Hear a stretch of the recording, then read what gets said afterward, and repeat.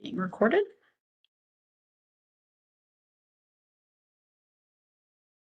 We have our agenda that everyone should have gotten in either email or it's posted on the Virginia Town Hall website where we've announced this public meeting. Today, September 24th, we'll have, theoretically, this meeting will last from 10 till 3. If we get done earlier, great. If we are not done by 3, we will have to conclude for the day. We'll start with some introductions. We'll talk about the meeting structure and process, and then we'll dive into draft number 4.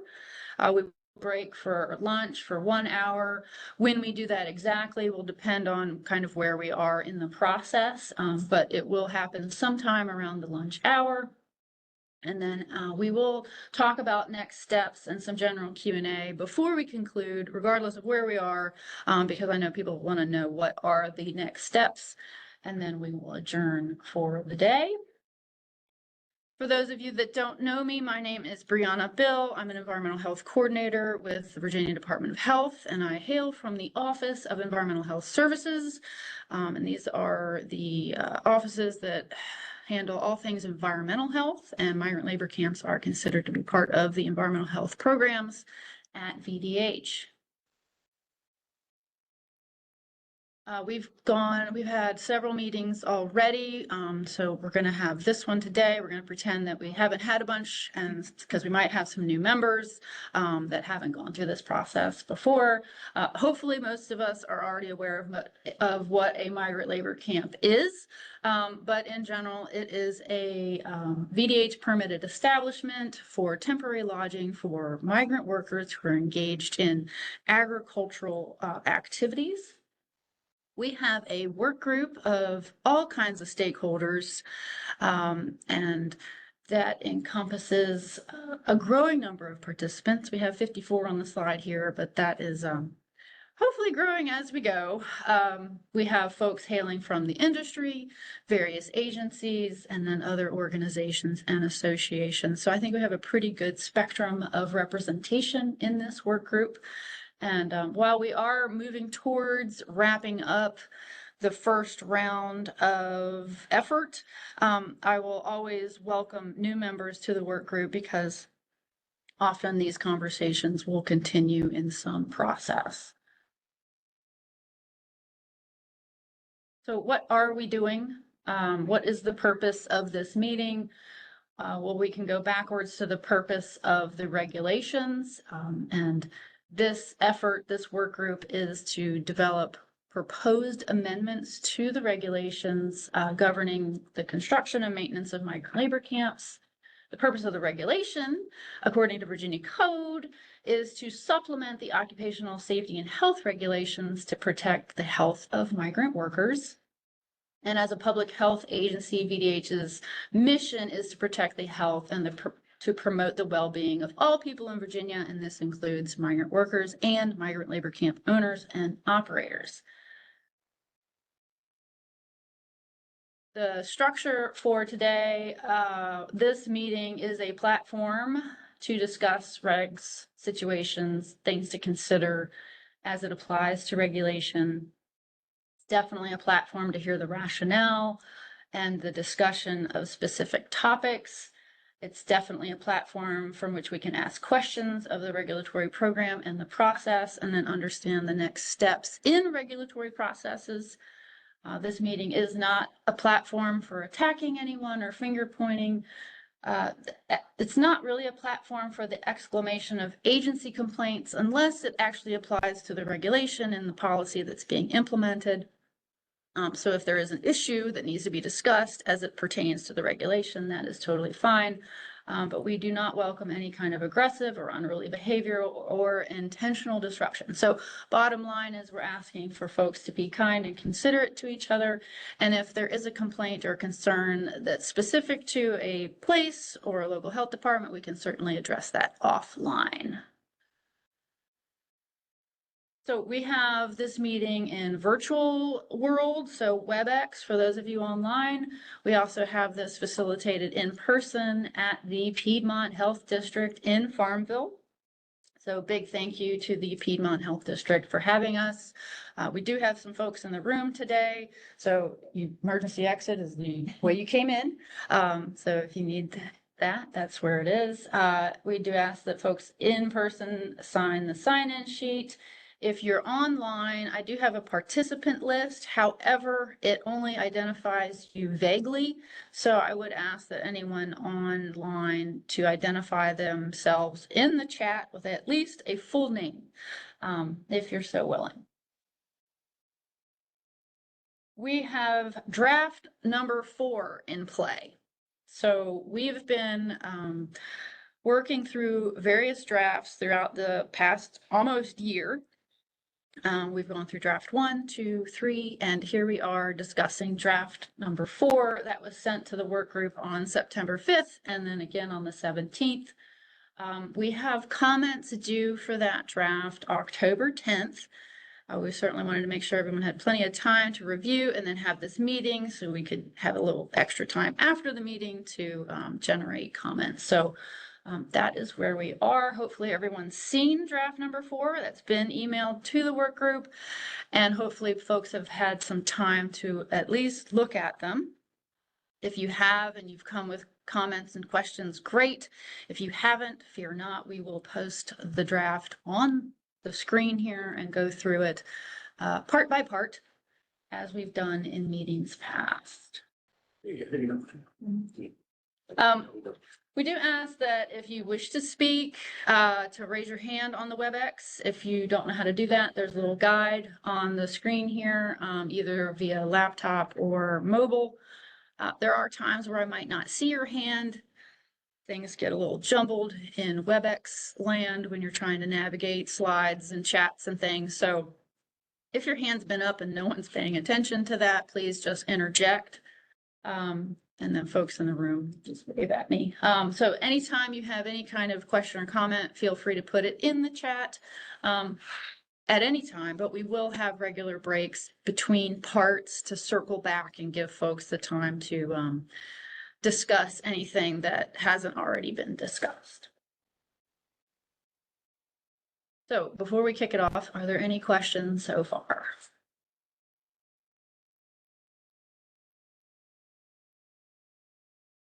We want to introduce ourselves. Sure, we can go do that.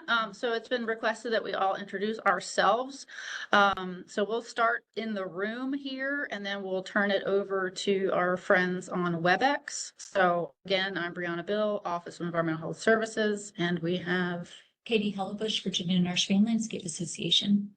Trey Davis, Virginia Agribusiness Council. And David Walter, Environmental Health Manager, Piedmont Health District.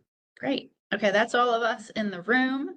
I can call folks out as I see them in the list here. So we've got someone identified with 2396 and a bunch of other numbers. That's Cindy Dana with Cousins. Thank you. We've got someone, Anna.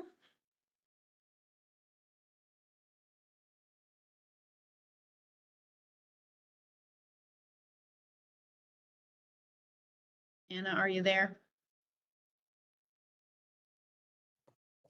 I'm sorry. Good morning, Brianna. Yes, I lost my unmute button.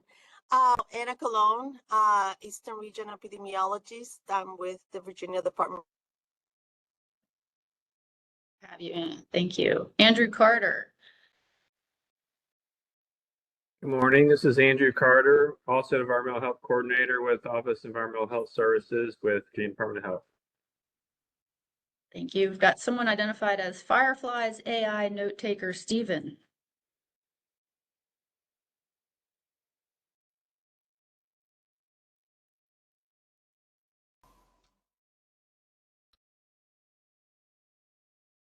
If you're speaking, Firefly note taker, Stephen, we can't hear you.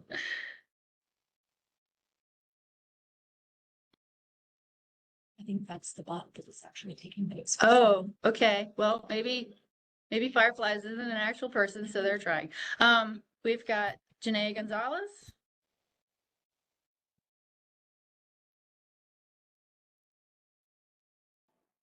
Hi, good morning. Janae Gonzalez. I'm Regional Monitor Advocate with U.S. Department of Labor, Employment and Training Administration in Region 2. Thank you. Good to have you. Caitlin Jordan. Hey, good morning, everyone. Caitlin Jordan here for the Virginia Farm Bureau. Y'all typically see Rachel Henley, so in for her today. Thanks for having us. Thanks for being here. Looks like we have Jessica Pierce.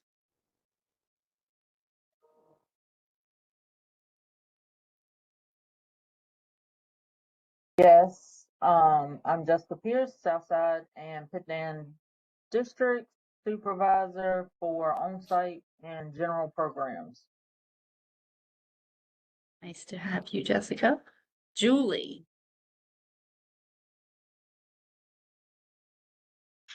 Julie with Maureen's USA. We have a Karen M. Hi, Karen Mask with the Office of Epidemiology, a policy analyst there. Hello, Karen. Nice to have you. Kelly Waller. Kelly Waller, Pitt Dan, Southside District, Food Supervisor and General Program. Thank you. Mario Solorio. Hello there, Mario Solorio with Restaurant Farms in Dublin. Nice to have you. Ricardo. Hello, I'm Ricardo from Virginia Works. Can you hear me? We can. Good to have you. Okay. I'm Foreign Labor Specialist out of the Charlottesville office. Okay. And finally, Rhonda Moreta.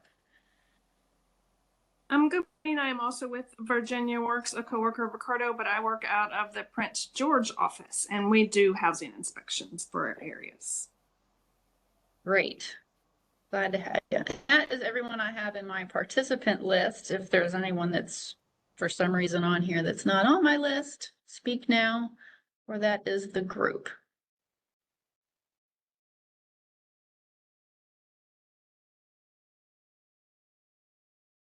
Okay, well then we will go ahead and kick it off.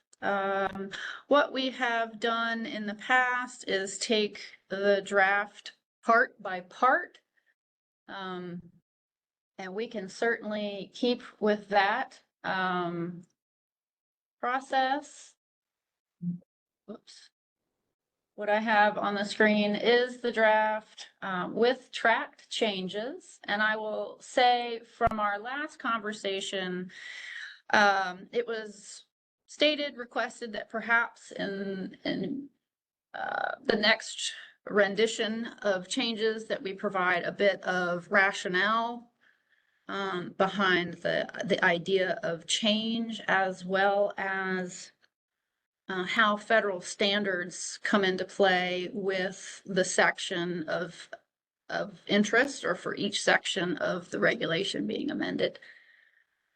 And so we've done that in this draft. So you'll have track changes in red, and then the blue font is the statutory authority. So where the code allows us or states that we shall do something in regards to the regulation, or where in the code authority lies for whatever the subject is per section, as well as the federal standards being either OSHA housing standards or ETA housing standards, and then a general public health rationale or regulatory rationale behind the proposed changes. So that's what's in this draft.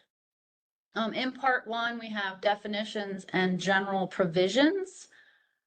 So we have made some changes to the definition section, mostly based on the removal of terms from amendments. So if we're not talking about it, it doesn't need to be in regulation. So I will open up part one definition section for comment. I have one comment. You don't have a definition of operator when looking through, and that's used several times, including in the plan review section. So I didn't know if you wanted to define the operator. Okay. We have camp operator.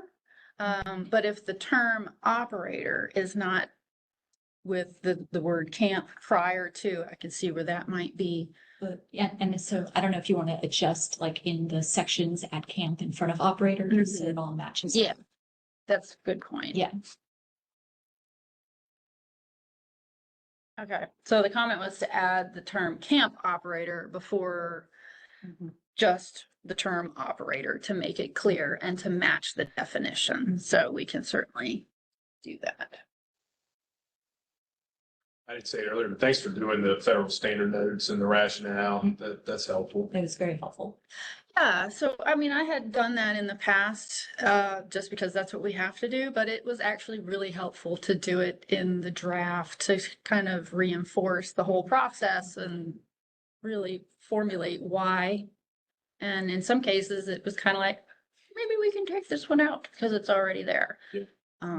So that was a good process. Does anybody have any comment, questions about the definition section?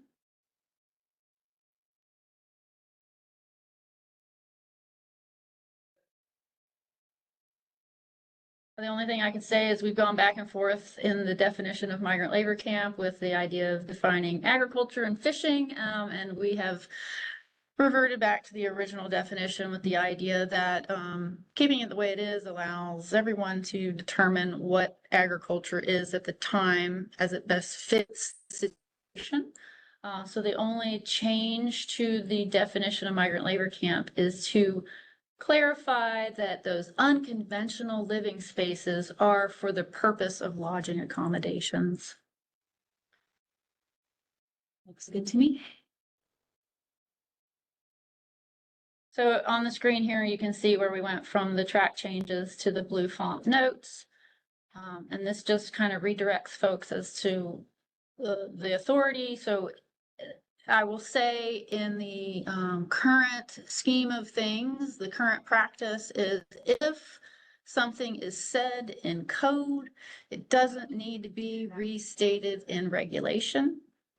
So that is where you'll see a lot of the content being fully redacted or repealed and reference to where it lives in the actual code. It's not to say that we can't explain things, but no need to reiterate the code. So moving through part 1, we have purpose of regulation.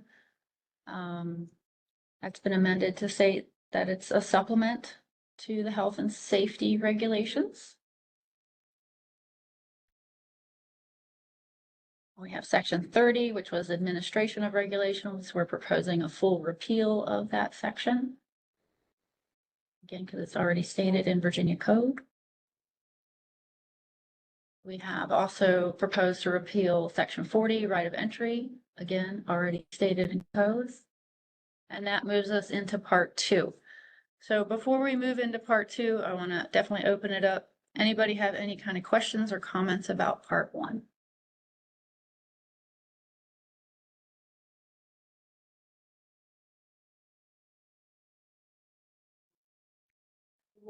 Okay. Awkward silence ended. We'll move into part 2. So procedural regulations, we have section 50. This one was repealed because it is no longer applicable. There are no permits expire every year, so there's no need to worry about existing permits. Section 60 is proposed to be fully repealed. It's already provided in code. As is section 70, so we're proposing a full repeal of that section.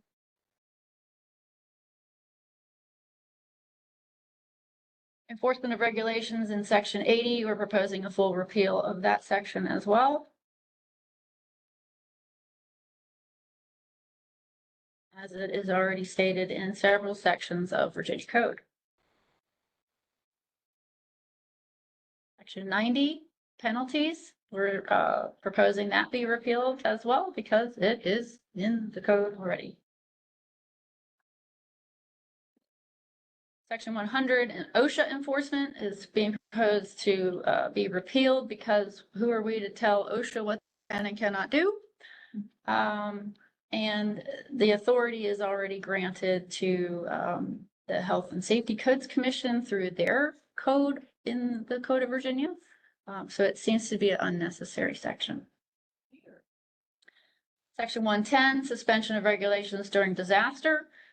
It's proposed to leave this one alone as is because disasters are unpredictable, and the ability to suspend regulations as determined by the commissioner seems like a good idea.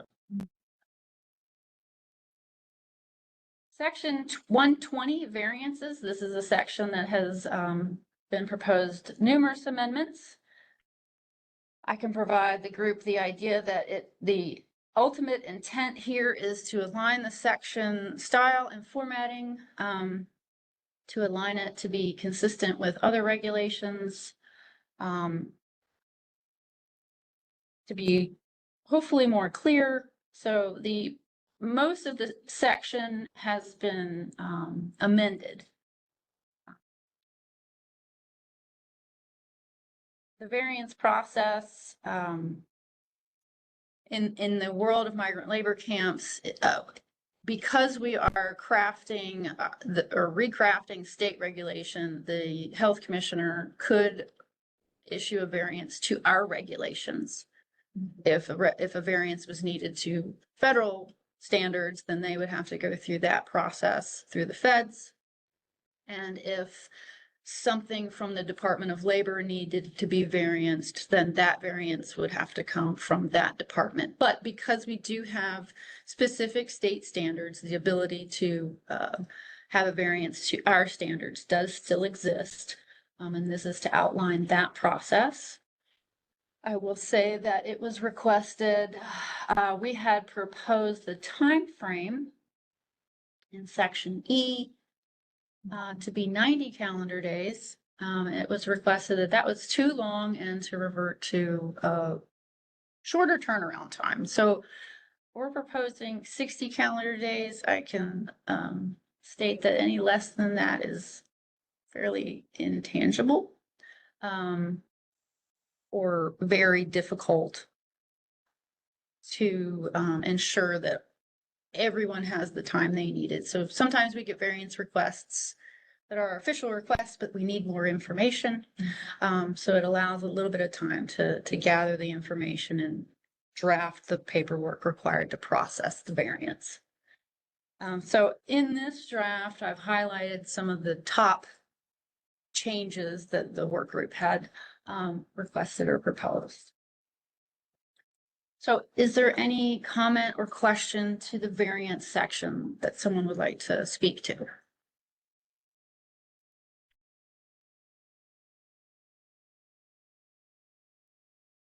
No, I'm good. Okay. And if something comes to anyone online later, we can definitely circle back or just interject. Next section is 130, case decisions, as well as 140 and a couple others. All of these have been proposed to be repealed because some of this content is already stated in Virginia code or will be summarized in another section. So we're repealing or proposing to repeal 130, 140, 150, 160. Okay. Which moves us to section 170, which is the plan review section. This section is intended to have anyone planning to construct or modify a migrant labor camp to notify the health department and provide information pertinent to what those plans are so that the health department can process those plans in the interest of making sure that they meet state and federal standards. One change that we've had was we've all discussed the 500-foot setback of camp lodging to areas where livestock is kept. That is a federal requirement through OSHA. We originally had it in the application section, moved it to the plan review section as it would literally be part of the initial plan review of a camp. And the purpose of having it in here is to look at that if someone was applying for an OSHA a camp that would be subject to OSHA, because that is going to be an OSHA standard, and knowing that in advance would be very important to a camp owner or operator for the placement of camp lodging at that camp. So that has been moved.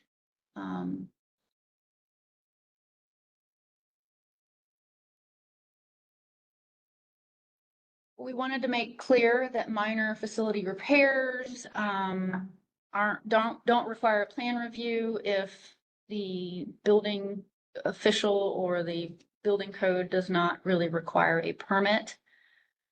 And then we had last draft, section F, if construction, renovation, or addition is not started within a certain amount of time. This was 18 months and 3 years. It was requested to extend this to 24 or greater time frame. So we reverted back to the a previously proposed time frame of 24 months and 4 years. So if the construction, renovation, or addition is not started within 24 months from the date of the plan review approval, or completed within 4 years of that date, then they would need to resubmit those plans, because that's a bit of time and things might change. Question about just wording. And I've got a note later on. In another section, you use the word cosmetic repairs. Yes. Do we have consistency? Because I'm assuming minor facility repairs and cosmetic repairs are probably the same thing. Yes. That would not require a permit. Yes. So we can just make a note, and I've got that later on in the section now. Okay, so the comment was to make sure that we're using consistent language, minor facility repairs versus cosmetic. 300. Which is a term we discuss in 300 as it applies to qualifying for ETA changes to the camp and how it might impact their ability to comply with ETA. And I think you had a note that cosmetic remodeling is what OSHA uses. So I don't know that we care which term is used as long as it's consistent. Right. Yeah.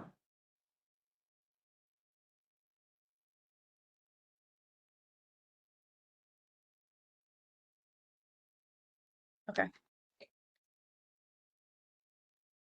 Other comments on this section?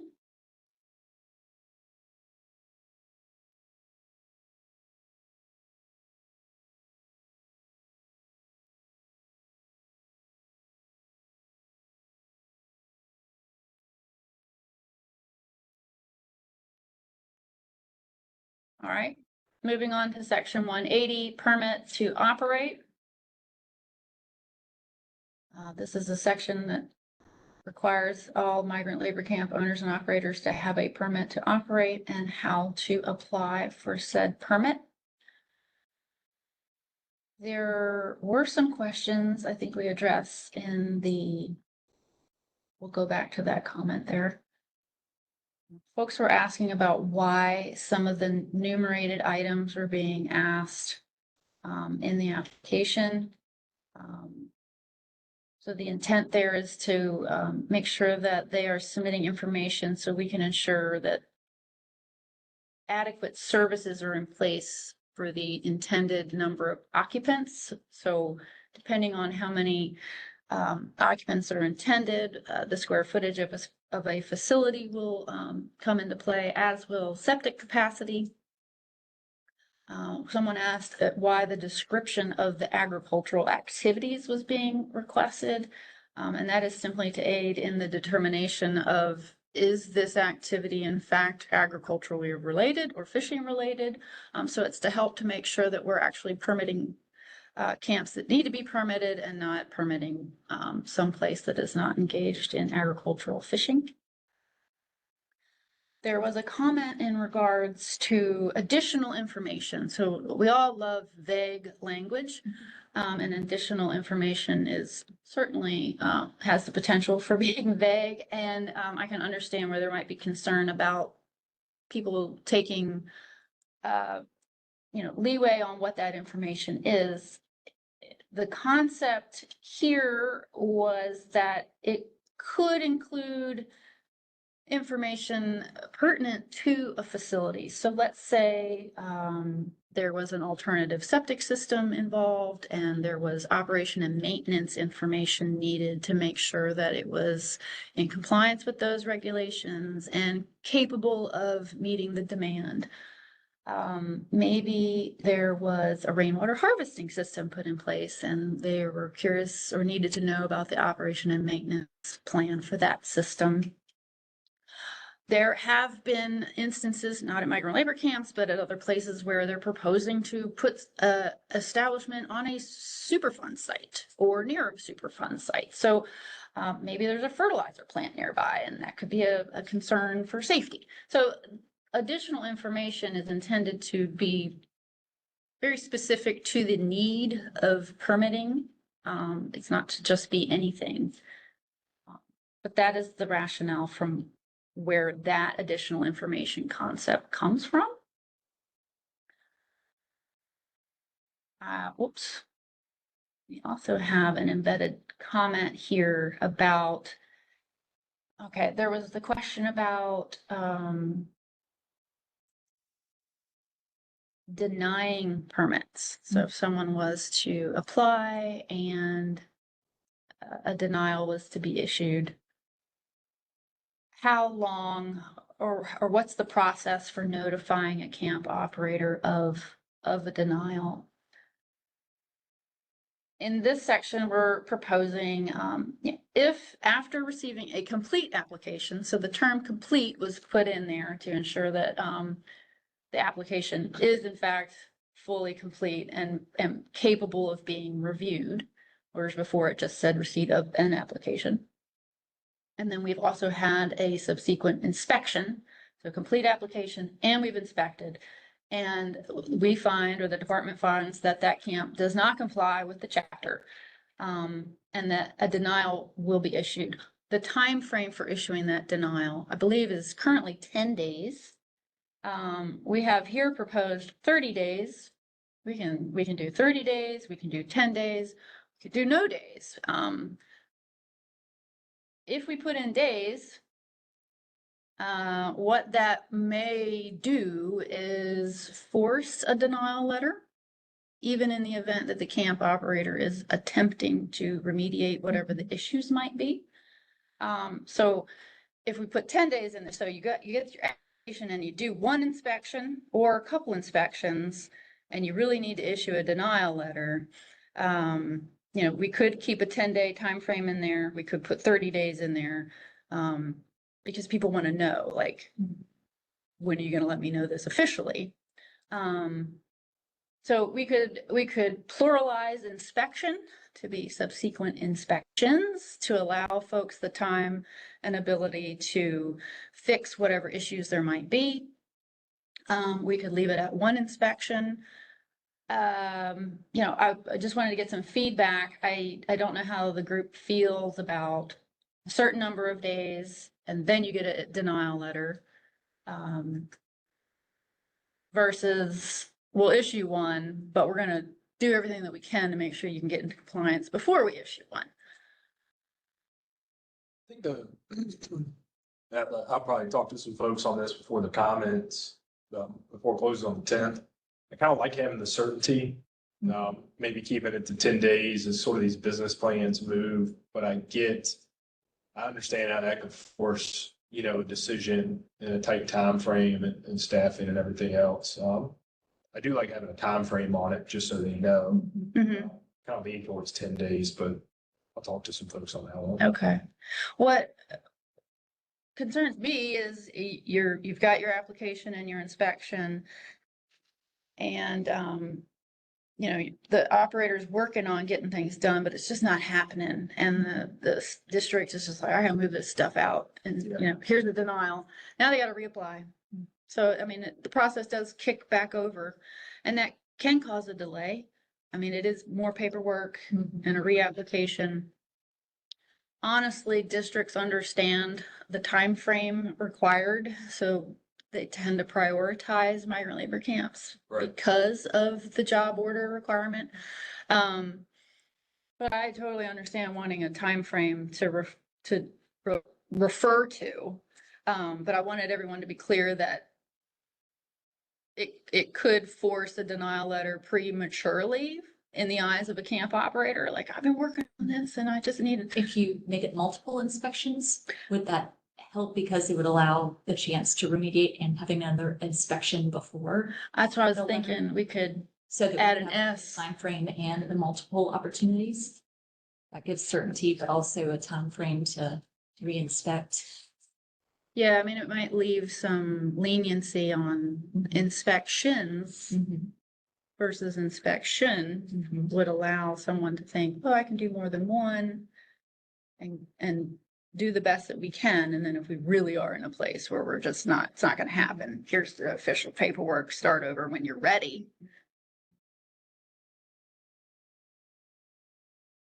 So, all good editing the number of days based on the work group's preference. Just wanted to make sure that everyone kind of fully understood the process of how it could go down. I'd be curious, maybe for some of the districts, is it tough meeting that 10-day deadline currently? Anybody has any insight on that? Districts are on this call. Do we have any issues with issuing denial letters within a 10-day or 10 business day time frame, or is issuing a denial letter not even really something that happens all that often? I would say for us, if you typically wouldn't issue a denial letter if you go to check something at a camp and it's broken, we're gonna give them 4 or 5 days to fix it. 9 out of 10 times, they're gonna have it fixed in those days or less. And I mean, by the time we could type a denial and send it, it's probably gonna be fixed.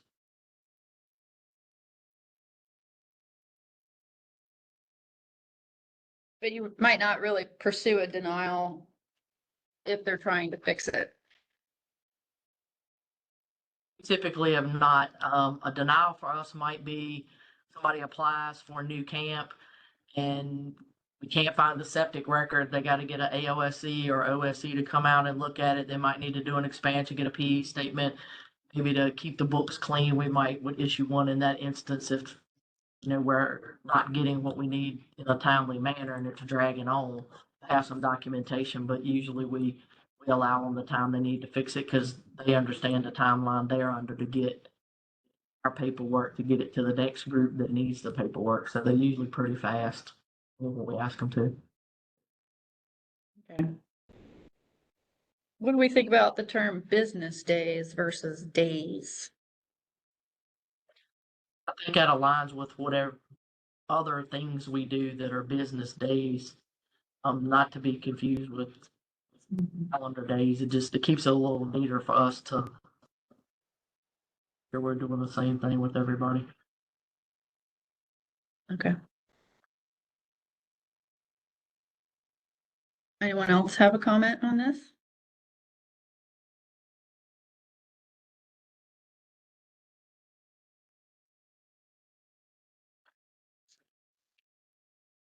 All right, something to think about.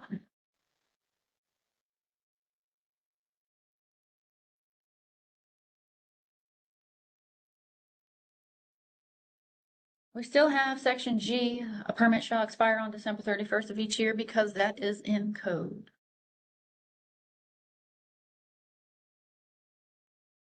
We are proposing to repeal section 190, which is titled application for a permit, because we talk about it in the previous section.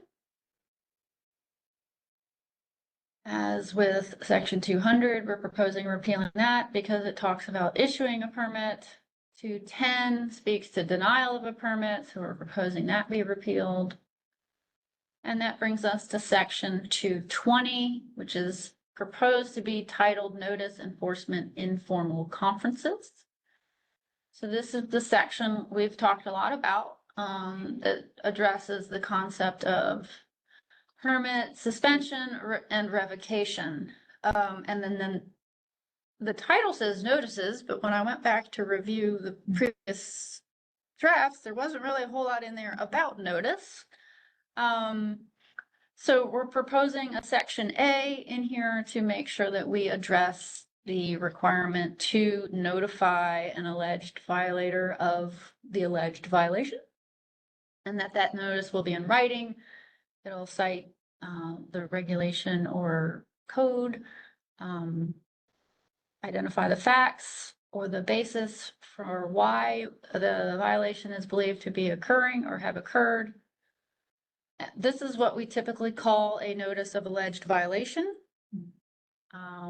It can also be an inspection report. So either one, an inspection report comes first, and we'll talk about that in the inspection section.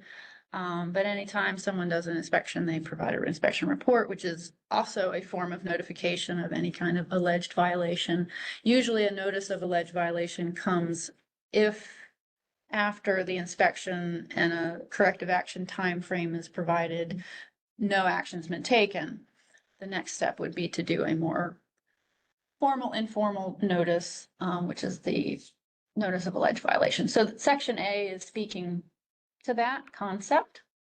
It's also stating that it's not an official finding because it's a notice of alleged violation, and it's not a case decision. And then, so section B talks about suspension of a permit to operate a migrant labor camp. So this is a immediate suspension based on a substantial and imminent threat to public health. And it gives an example of what those threats may be. Upon receipt, at the end of section B, upon receipt of a notice that the permit is suspended, all operations shall cease. So that means the camp is closed until further notice and everyone must vacate. When that permit is suspended, written notification will be provided. And with that notification, the information will be provided for anyone to request an informal conference. One thing I want to say about permit suspensions is they're not taken lightly, and it does require communication with a variety of levels of leadership before that happens. It should never be a surprise. So if there's an imminent threat, the camp operator should be aware of that. They should be notified of that. And if it's an ongoing thing, the inspection reports would lead to that knowledge. What I want to make clear is some folks were concerned about the time frame from which to request an informal conference. So in section B2, talks about the request for an informal conference to be in writing and filed with the local health department, and that the department will offer an opportunity for that conference within 5 business days of receipt. Versus number 3, the department may end the suspension at any time if the reason for suspension no longer exists. So number 2 is more along the lines of an appeal to the suspension. Like, I don't agree, it's not a threat, we're not fixing it, don't suspend us. Versus we fixed the problem, here's proof, and the health director can then lift that suspension immediately. So hopefully that alleviates the issue with the 5 business days. That is literally to provide folks the time to schedule a time. And number 3 is if we're in receipt of the information that it's no longer a threat and we can do a follow-up inspection to see that, that suspension could theoretically be lifted immediately. So no 5 business days, it's just a matter of notification and when we can confirm that there's no threat.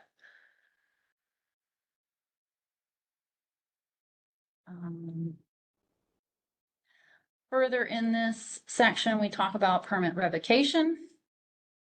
Again, there will be a notice for said revocation. This should also not be a surprise because the issues will be documented on inspection reports. Alleged notices of alleged violation will be occurring prior to a permit revocation. If in the event the permit is revoked, the camp shall cease operations immediately, and then they can reapply through the procedures outlined in the regulation. Previous renditions of this had sections relevant to worker relocation, and we've just removed all of that because ultimately that is the camp operator and the H2A. If there is federal workers involved, that is between the camp operator and that entity. And we're just issuing the permit for the actual camp. So we've removed that language based on feedback from the worker.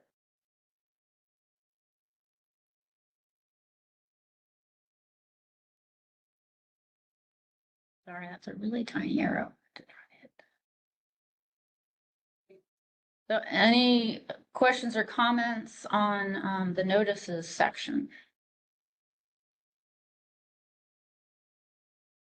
We have section 230, which speaks to revocation as proposed repealed because we just talked about it in the previous section. As for section 240, where they can apply after revocation, it's stated in the section we just reviewed. Section 250, compliance with regulations, has been amended to just clarify that the camp owner or operator is required to comply with the chapter, not the occupational safety health regulations. That's a different agency. So we're going to focus on our own chapter.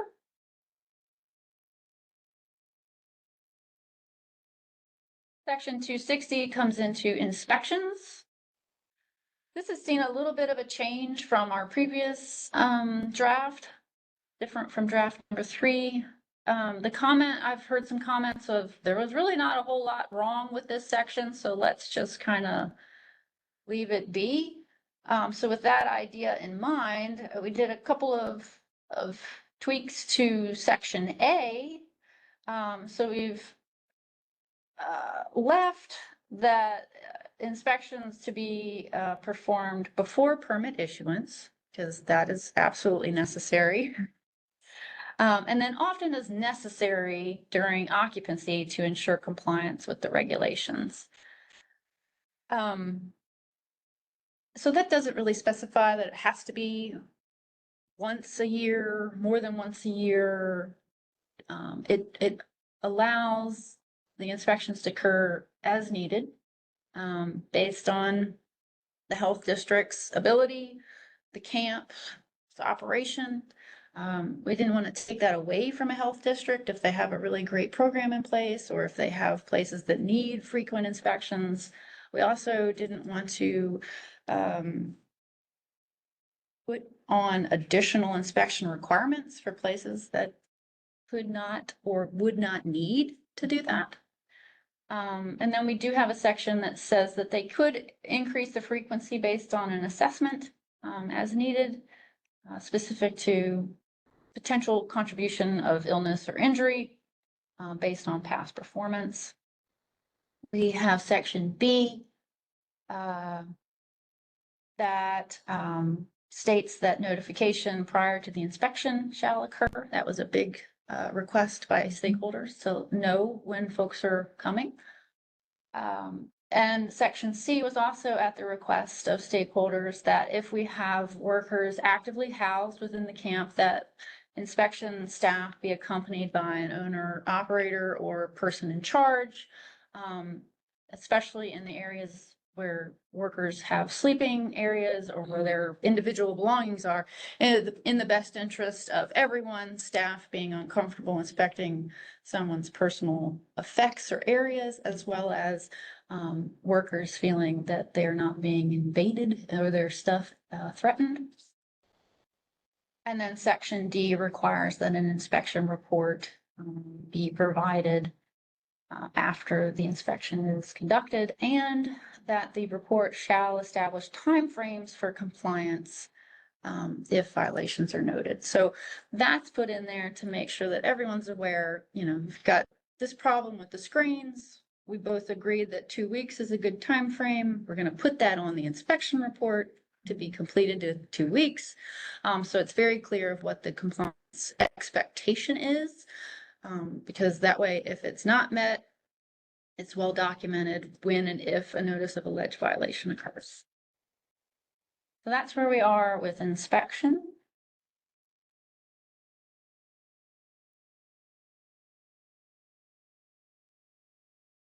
Section 270 spoke to the inspection report. We're proposing to repeal that because we addressed it in the previous section.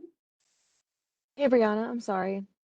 Can we Yeah, go go back? ahead. Can we go back to 260? This is Caitlin Jordan, and Katie and Trey pipe in if I'm speaking out of turn here, but looking in section A, in the last section talking about increasing the frequency of inspections, I totally see the need for increased inspections if there's a history of illness or physical injury, but I'm wondering if it should be if the and should be removed. So like where it says based on an assessment of a migrant labor camp's history of compliance with this chapter and the facility's potential as a contributor of illness or physical injury. I feel like the talking about the history of compliance with this chapter, if it's like screens being broken or things like that, I'm not necessarily so sure that's a warrant for increased frequency of inspection, but if it's repeated violations of illness of workers or physical injury, I feel like that could be the type of compliance that is required or at issue for increased frequency of inspections. Does that make sense? Katie, Trey, does that? I'm thinking.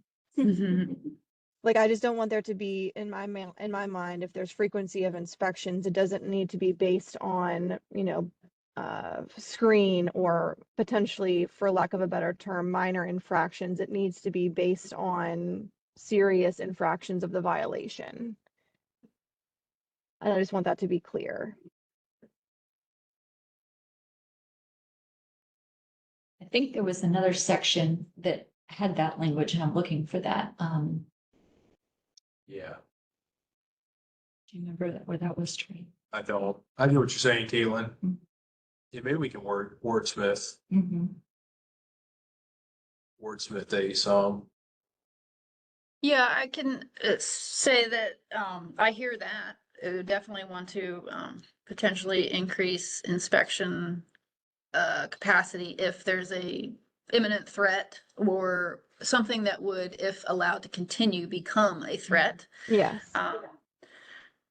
Granted, repeat screen violations over 5 years over and over again can be frustrating for the local health department, but only if that, in addition to numerous other repeat violations, that could warrant additional inspections because they're moving towards a notice of alleged violation. Like if you have, I guess you could say, gross negligence of basic standards that someone is, in a sense, refusing to correct, that is a violation of the chapter, but the only way to document that is through additional inspections. However, that's more of like a follow-up inspection to the initial one.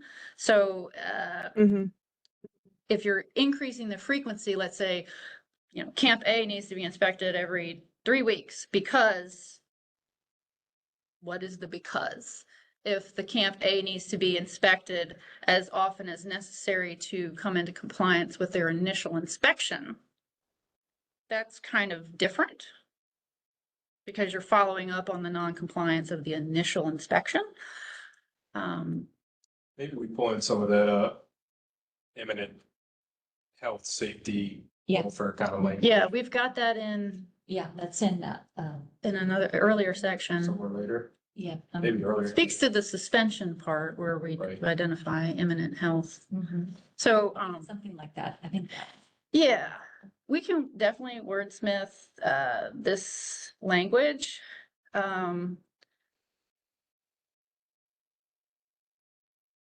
Because we're allowing inspections to happen as often as necessary to ensure compliance.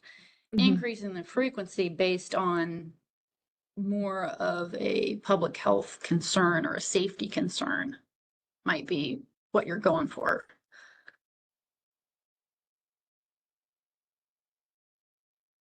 Okay. Thank you so much. Yeah, thanks for bringing that up. And if you have ideas for language, I Yeah, welcome the we'll actual work on that. language. We'll put our heads together and. Okay. do something. All right. Yeah.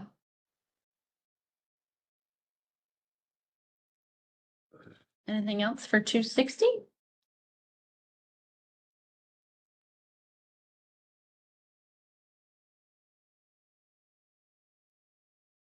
Whoops, I was zoning out for a second. We have 270 here. Okay, inspection report, we're repealing that. Talked about it in 260. 280 proposed to be repealed, correction, that is addressed in the inspection report section where we talk about corrective action timeframes. And that brings us into part 3. So I will pause. We can circle back if anyone has any outlying or other comments, questions about part 2.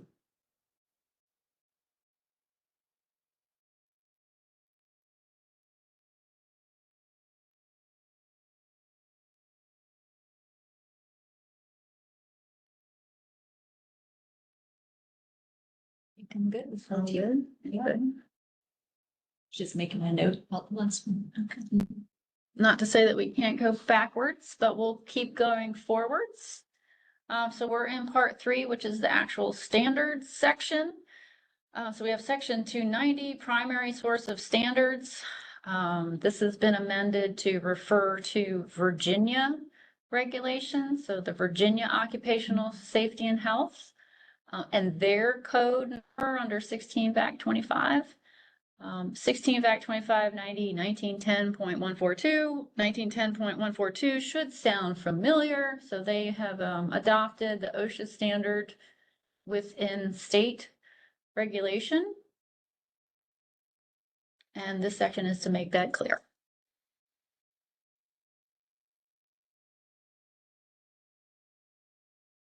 Section 300, which is the exception to occupational safety and health. I'm glad Janae is online because this is her world. But what we've done in this section is try to clarify former language, talked about exemptions to the OSHA standard. Here, we're going to make it clear that we're actually talking about the Employment and Training Administration, section 654, 401 and on, where the construction prior to April 3rd, 1980 comes into play. And that this is an option for camp owners and operators to comply with this standard if they meet the requirements of the date of construction. In part C, if you scroll down, that's where we talked about the cosmetic remodeling language that was used, and before you used minor facilities that don't require a permit. So I think if you just substituted, minor that don't require a permit instead of cosmetic remodeling or cosmetic remodel, one way or the other. Yeah. So it is in response to a lot of the questions. So I love the questions that we get because it forces the exploration, and the internet is a wonderful thing. You can find all kinds of stuff on there. And so there's the OSHA Field Operations Manual that speaks to construction and whether or not it will kick out a facility from being subject to ETA. So I was really excited to find this language. It is from the field manual, so it's not official code or standard language, but it's pretty official language if that's what they're using to reference and enforce by. So with that in mind, I just put this in here with the reference to that manual and the question of all things vague, cosmetic remodeling, minor facility repairs. What is that really? In the other section, we say it doesn't require a building permit. So that's pretty tangible. And so I agree that we need to use consistent language. I guess the biggest question is, what is your preference? Cosmetic remodeling or minor facility repairs? I think as long as it specifies that it doesn't need a permit, I think you could use probably either term. Either or. Mhm. Would we want to use both? I just maybe one or the other. I kind of Yeah. like minor facility repairs, Yeah. but I guess even that sort of has some, that ambiguity, right? And so whatever maybe gives the agency and inspectors kind of some certainty on what's minor facility and what's, Mhm. what's not triggering that. Mhm. Yeah, and I would welcome thoughts and suggestions on ways, language to help solidify that if we need to more. I can promise you, the health department doesn't want to do any more plan reviews than they need to. Mhm. Like, and we've heard it from other processes where we're doing this, like, really, I'm gonna build a new stairway and you need a plan review, or I'm gonna build a sign somewhere, Right. put on a new roof. No, but to make that clear in regulation using reg speak, sometimes can be a challenge. So,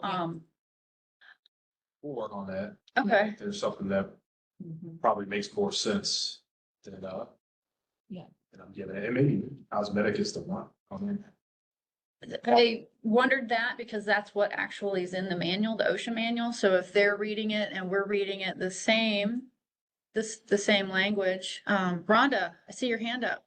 Oh, and we have Janae. Oh, gosh. Let's go. Janae, let's hear from you and then we'll hear from Rhonda. Yeah, I just wanted to add really quick. I agree with that sentiment that they both have a gray area, but if we want to be concise with the language and the verbiage in the EPA regulations or just any of the federal regulations, maybe cosmetic would be the right wording, just because even if you say minor construction, there are some instances where minor construction could need a permit. And that is explained further in some of the other federal regulations. So just to not cause any confusion, maybe cosmetic would probably be the best word of choice. So that's probably why OSHA used it, is my guess. Okay. What about the concept of defining cosmetic remodeling, or do we not want to go down that rabbit hole? I don't think it's defined in the OSHA document, so I'm not sure we want to define it if it's not. Yeah. I'm not, I don't, case by case basis. yeah, I mean, that might really be a better way to do it. Rhonda, what do you have to say? Just wanted to ask, or I don't know. I have had plenty though of employers, and I've only been here since 2018, tell me that they still think perhaps they're not required to get a permit for construction or additions on a farm property a farm building on their farm property. So that might be seen as a potential loophole if different counties have different regs about what kind of permit for construction is required. And then they say, well, I can build 3 rooms on and I didn't need a permit, so I don't have to switch to OSHA. So I'm going to channel my inner Florin. He's not with us here today. He's with us, but not at the meeting. And he was at our previous meeting, so he's our building official representative. And what I recall him saying is that regardless of the agricultural component, if it's a residence, it's still required to meet building code, even on a agricultural establishment. Does that ring true? I think that's right. Yeah. And that's kind of be the nuance of this, because the building code, the building code is the building code, and the localities will have to deal with that on their own, but we want to make sure that away from the Cape, we're making it as clear that, hey, if you're doing this, you need to talk to BDH, you need to, but that's why I kind of lean towards doing the cosmetic and OSHA. And I kind of felt otherwise before coming here, but I think that just that continuity of Because we head down the path, it's kind of what we got away from the ag definition, right? Head down the path, put it in there, what is and what isn't. Mhm. We're definitely going to leave something out. Yeah. So the point is taken, Rhonda, because I've been right there with you with differences in application of building code, I guess, and everyone, it's the same code, but I understand building officials have a lot of discretion in the implementation of that code and potential variances or exemptions or exceptions. So it might be something to approach with that group to make sure that we're messaging consistently. Like, so we're proposing amendments to the migrant labor camp regulations that involve agricultural property. And that we've talked about certain topics and just make it an awareness campaign. Maybe have a conversation with the Department of Housing and Community Development about potential inconsistencies that we've noticed, and just kind of do it through a messaging process. Like, we can't change everybody or make sure everyone's doing it the same, but we can at least message that this is what we're doing, that these buildings are residential buildings, even in an agricultural setting. And that might just be a level of additional awareness that an inspector needs to be like, oh yeah, well, if that's the case, then you do need a permit versus putting another stable in at the barn, you know, or whatever it is that you're building. So I will follow up with housing and development on that. But in the meantime, it sounds like we're thinking cosmetic sounds good, but we have until the 10th or the 12th to make that. So thank you for those comments.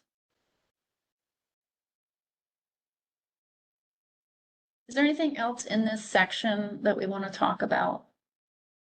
Because I know that this is a big deal for folk. I mean, the differences between ETA and OSHA are enough to maybe make or break a camp, especially with that 500-foot livestock setback.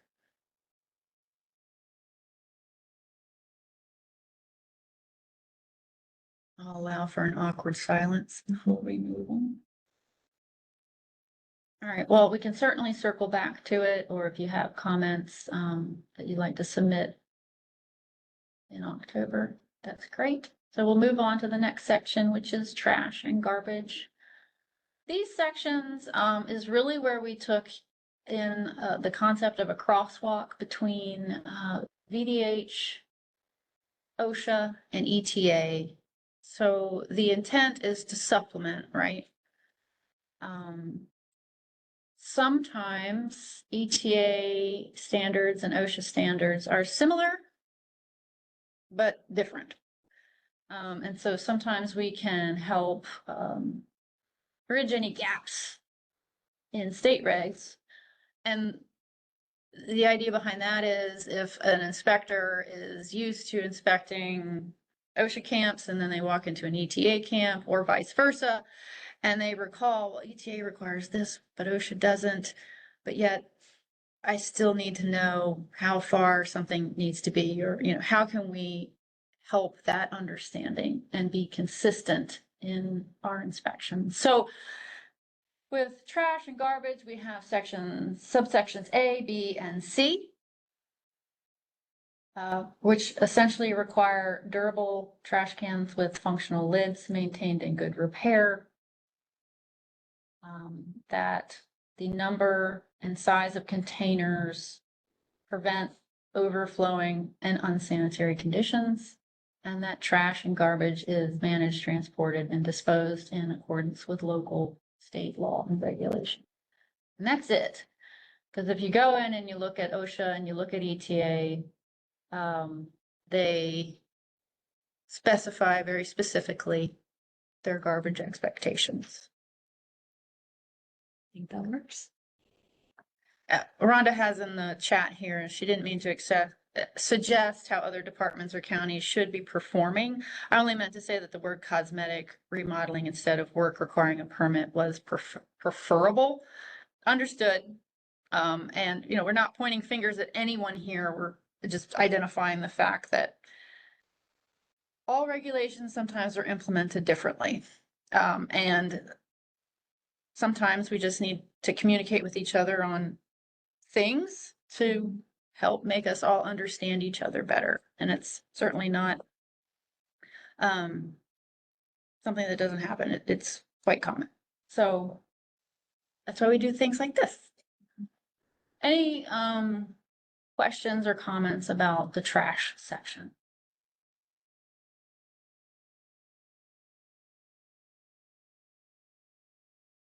Okay. Requirements for water supplies.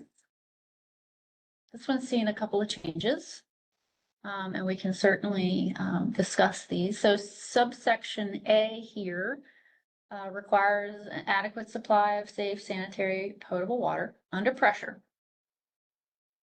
And it identifies what an approved water supply can be. So it's either a permitted and approved private well, an approved private rainwater harvesting system, or a permitted waterworks. And then it goes on to say that they shall be in conformance with the regulations that apply to them. There was a question of what is a permitted waterworks. So the Office of Drinking Water oversees public water supplies. So what public water supply can either come from a municipal or locality water treatment plant, or, and that is also overseen by ODW, or a certain entity or an establishment can have a public water supply, which is permitted through the Office of Drinking Water. So that determines, so you could have a well that is a public waterworks based on the number of people being served by that water supply. Often, migrant labor camps are serving less than 15 folks or less than 10, so the opportunity to use a private well does exist. Rainwater harvesting systems and permitted waterworks have their own water sampling requirements, whereas private wells only have a water sample requirement at the time of construction and approval, and none thereafter. Subsection B speaks to the distribution to be maintained and in good repair. That's your plumbing system to or from the water source to the house. We also, if there's any kind of pumps or hydrants used, that they're, you know, not standing in mud or any other conditions that could harm the distribution of that water or the water source. Subsection C speaks to water samples, testing for coliform and nitrate nitrogen within 12 months of permit issuance and at least annually thereafter, and that the report shall be made available upon request. The question has been broached, why are we doing this? Why are we outlining coliform sampling and nitrate sampling in the regulation? The Code of Virginia cites that water, so when we're talking about the regulations for migrant labor camps, that the Code of Virginia says the board shall promulgate regs that address, and it lists a variety of things, one of which is being the provision of pure water. Well, if you define pure water, that is the absence, water that is potable in the absence of organics and other toxic chemicals. It doesn't identify what those are. I believe that is intended to be determined by what the potential could be. So in this case, we're outlining that the potential contaminant for migrant labor camps could be bacterial, which is very common for private wells. and potentially nitrate, nitrogen based on the agricultural component. And then subsection C1 talks about what the testing results must be. So no coliforms and nitrates less than 10 micrograms per liter. It also states that all water samples be collected, preserved, and shipped per laboratory instruction. This, it was requested that we make sure that all potential acceptable labs be included. So that includes the Department of General Services, DCLS lab, also the Virginia Department of Ag lab, and the Virginia Household Water Quality Program that's administered through Virginia Cooperative Extension to ensure that everyone has numerous options for water samples. Some camps already use DCLS labs, some already use Ag labs or VDAX labs. And the Virginia Household Water Quality Program is spaced throughout Virginia at various locations at various times to provide homeowners an option for a reduced cost sampling. And it was suggested that we include those in this regulation. So there was no opposition to that idea. So this allows that to happen. And then it also speaks to discontinuing use if it's determined that the water system does not meet the standards outlined in the chapter, and to notify the health department within 48 hours of that water system being discontinued. What you don't see in here is the lead sampling. That was in draft number 3.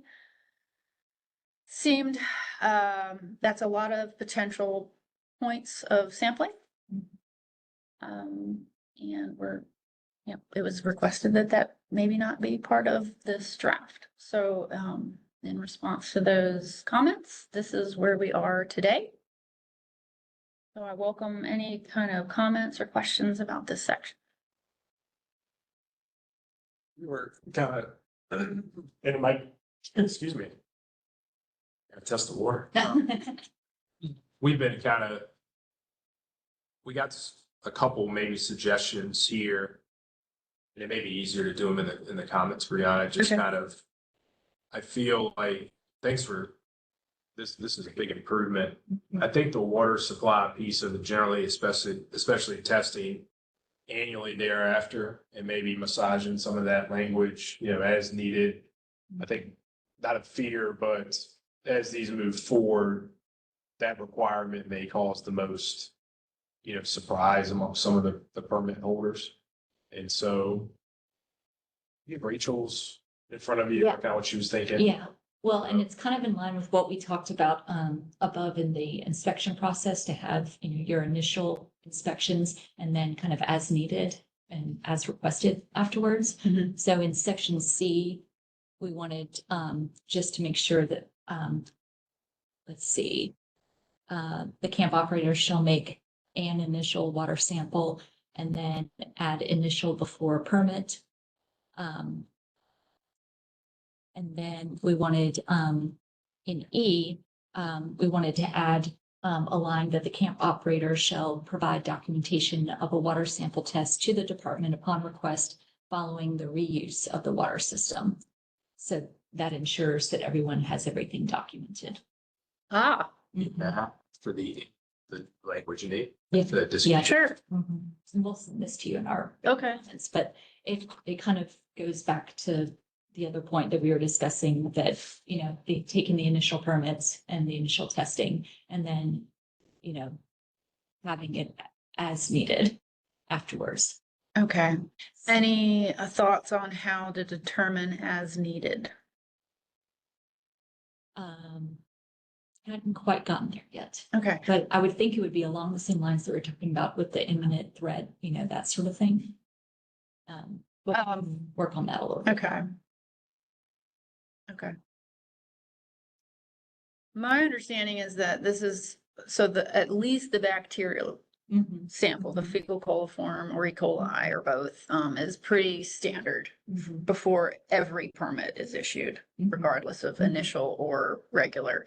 Are you thinking of it applying to both the coliform and the nitrate, or do nitrate as needed based on a site assessment, or both being initial and then as needed? I think both probably. Yes, Janae, I see your hand up. Yeah, I'm sorry. I didn't want to overstep. You can continue on. I actually wanted to ask a question unrelated to this area, and it Go was something we already passed in section A. Is that okay? What you got? Okay. Section A So, of this section? yes. Okay. And it's actually the first sentence. It says an adequate supply. So, and I can't explain this without giving some background here. So, it's a short story. So, I've seen a case with farm workers where they did not have a convenient supply of water, at meaning that they didn't have access to water because of the type of water supply this particular employer had been using, which I don't know if it was up to code or not, and it is not. It didn't happen in Virginia.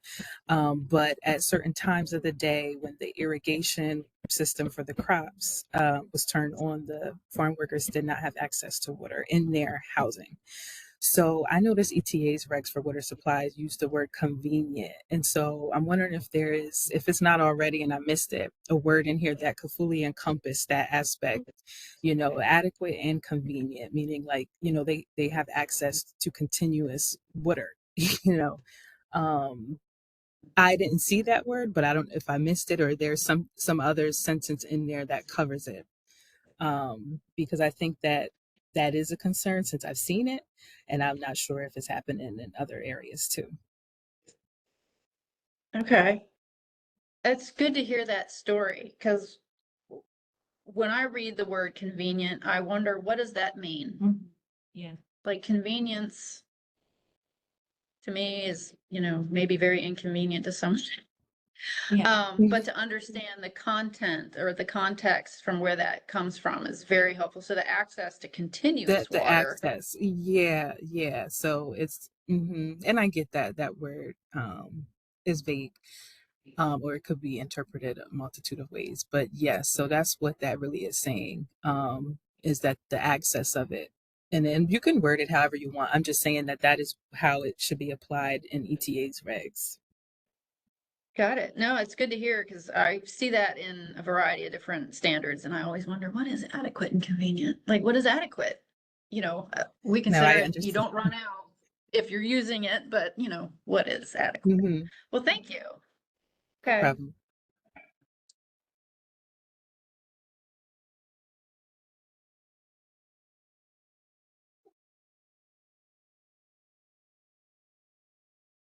What else for Andrew? Hands up. Good morning. Um, a few comments here. As far as the adequate supply, so these residential housing units are given occupancy by the building permit, and the building permit falls on the health department to determine adequacy. So then we have in our private well regulations, um, you know, what I believe it's 3 gallons a minute, or storage, appropriate storage for that facility. So I don't know how we could wordsmith or if that would be necessary, or if that could be included in there. Must meet, building code standards and health department standards. So obviously, like that's a great example that was just given. But if the irrigation is turned on and they don't have 3 gallons a minute, then they should have, technically, really should have some sort of backup storage. My other comment would be for testing as needed. I completely understand that this might be a shock to some of these migrant labor camps if they have to start to or initiate testing. But the problem with as needed is a lot of times you don't know, and that's why the testing is being done. And if it's one thing that's probably why there's no testing on private wells for individual households. But for the migrants that come in, it's not their well, it's not their house, it's not their property, and so they're being provided these utilities, and without knowing if the water supply is safe from bacteria or nitrates at a minimum. We might not ever know until it's too late or until somebody gets sick. Even then, it's kind of hard to prove unless you are testing. So I don't know. I understand the as needed portion. I don't know how. I don't know how you would get to as needed. Who would make that determination? So at least having, you know, and folks in the field might know this more, but from many of these wells, are they bored wells, shallow wells? The ones that I've seen in the past, a lot of the older farmhouses do utilize, a bored shallow well, and they're absolutely subject to contamination from bacteria, potentially nitrates too in an agricultural setting. So yeah, it's just something to think about. I want to throw out there. I'll throw out one more comment, which was in, I think it's section part B, the muddy conditions at the end of the paragraph. And I'll put this in the comment that I might suggest instead of substituting like poorly drained for muddy conditions, might capture that a little bit better. Doesn't necessarily have to be muddy, and also the time of the year you might not notice if it's muddy or not. So, but you could probably tell if it's more poorly drained than a muddy condition. Good comment. Thank you. We'll take all you got, so don't hold back if you have more.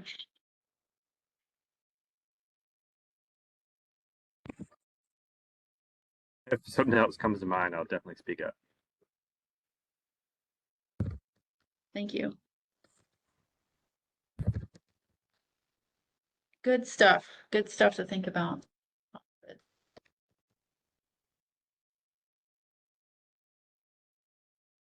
Anything else for section 320? I think that's all. Okay.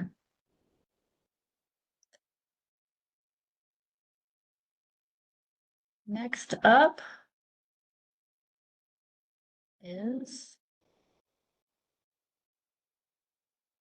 330 requirements of sewage disposal. We have subsection A, B, and C. A requiring a method to dispose of sewage. B, that method is approved. We'll talk about the highlighted section in B in a second, and then C, that it's unlawful to discharge wastewater. In subsection B, it was suggested just recently that in some manner, the department be notified of a change of occupancy or change of use of structures that are served by the on-site sewage system. And then a certain duration of days, either after or before such changes. Some context here harkens back to permitting based on capacity. So many septic systems are designed as a residential component. 3-bedroom home, 450 gallons per day. 3-bedroom home, they estimate 2 people per bedroom, so a total of 6 folks, right? Okay. Migrant labor camps might be allowed to increase that substantially because it allows a certain number of square footage per bedroom. So maybe you got a big house and you can put numerous people that far exceeds 6 into this home. Maybe you can fit 12. So that's 12 folks. But the septic system is only approved for 6. So in a residential line, that is a maximum capacity of 6 people. Exceed that, and you may or may not fail the system. Sometimes a septic system is designed for migrant workers because they're temporary, seasonal. And so the system could be very similar sized, but it's designed differently. And the documentation states that it was designed specifically for migrant workers, 12 of them. But without that documentation and that design component, we're operating in a place where the septic system capacity is being exceeded in an unapproved manner. So if you have a camp that you're permitting for 6 individuals and your septic system is designed for 6 individuals and you want to increase that capacity, we need to know. Not only do we need to know because of the square footage requirement that might come into play, but also for the septic capacity. So I don't have that highlighted language in my section B. It's new. Okay. No, this literally came in like, It again, I just can't yeah. read. So right now it says the camp owner shall notify the department of increases to the occupancy or change of the use of structures served by on-site sewage systems. It said within 30 days of such changes. My question was within those changes or prior to those changes. If it's within, they're asking for forgiveness. If they notify us beforehand, they're asking for permission. So this is new language that was proposed literally just the other day. Wanted to bring this up to everyone for the purpose of septic capacity, being notified of changes. We're not married to this language, but it literally came in just the other day.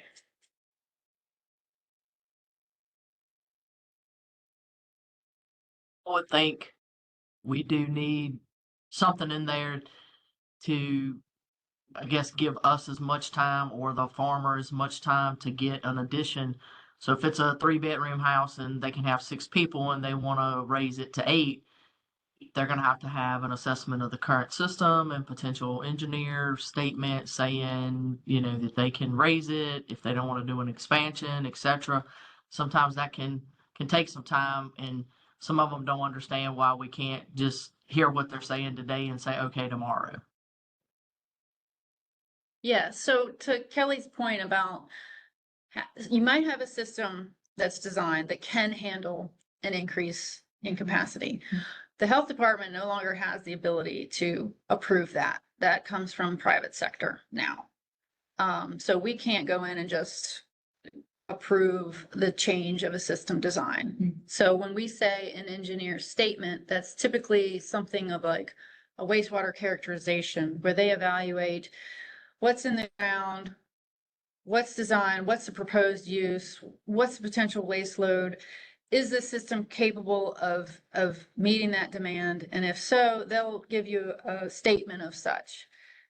Or they might say, probably not, maybe you need an expansion. And so then you would have to, look at what that potential expansion might be.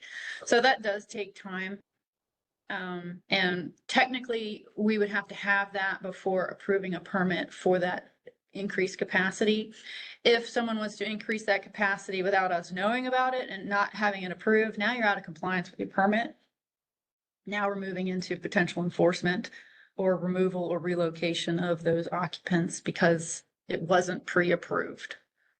It wasn't approved as part of the existing permit.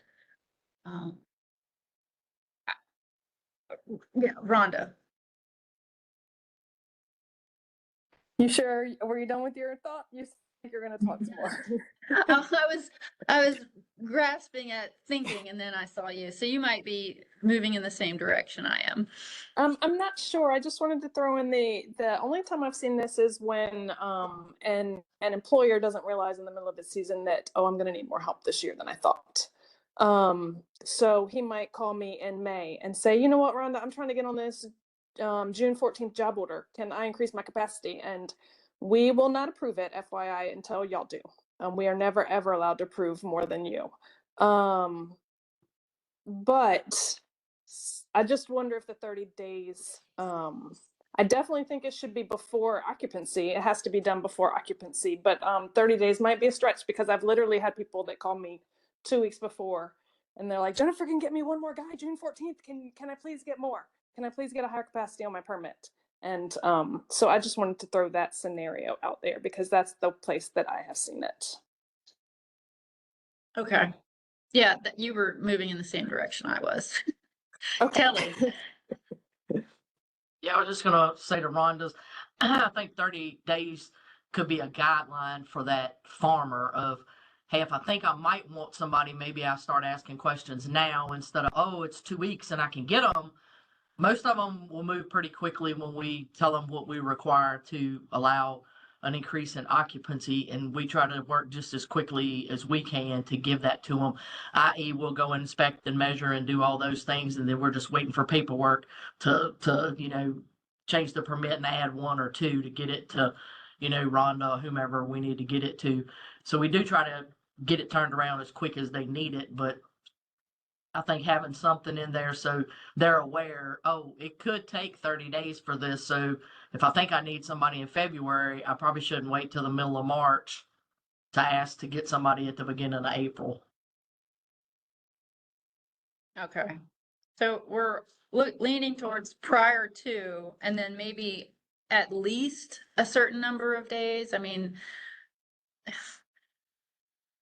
really the number of days is up to the person providing approval to the potential septic system component. But if they're looking for, because this is specific to the septic,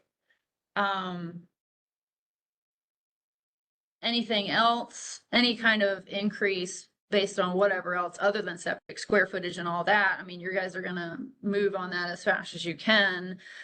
But approval for septic really only takes as long as it takes the private sector to provide the documentation for the approved septic expansion. It could be 30 days, it could be 2 days. It's just a matter of that. So I'm just trying to wonder out loud how the number of days applies. I mean, we want to know prior to it happening, but the time frame is really flexible to us. Maybe not so flexible to the person trying to obtain the workers. So they're going to be moving as fast as possible. Yeah. Mhm.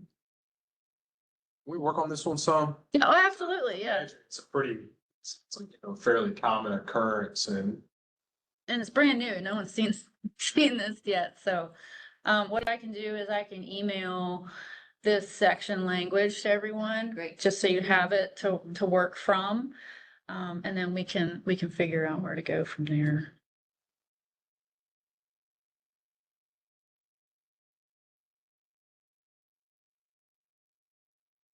I mean, I've seen and heard folks want to increase their worker load and their septic literally will not accommodate that.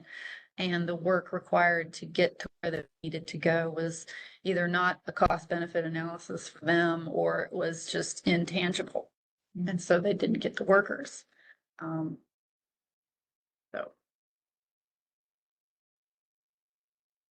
Okay, anything else on sewage disposal?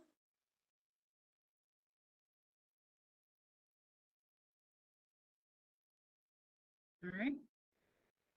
Next up is storage of hazardous materials.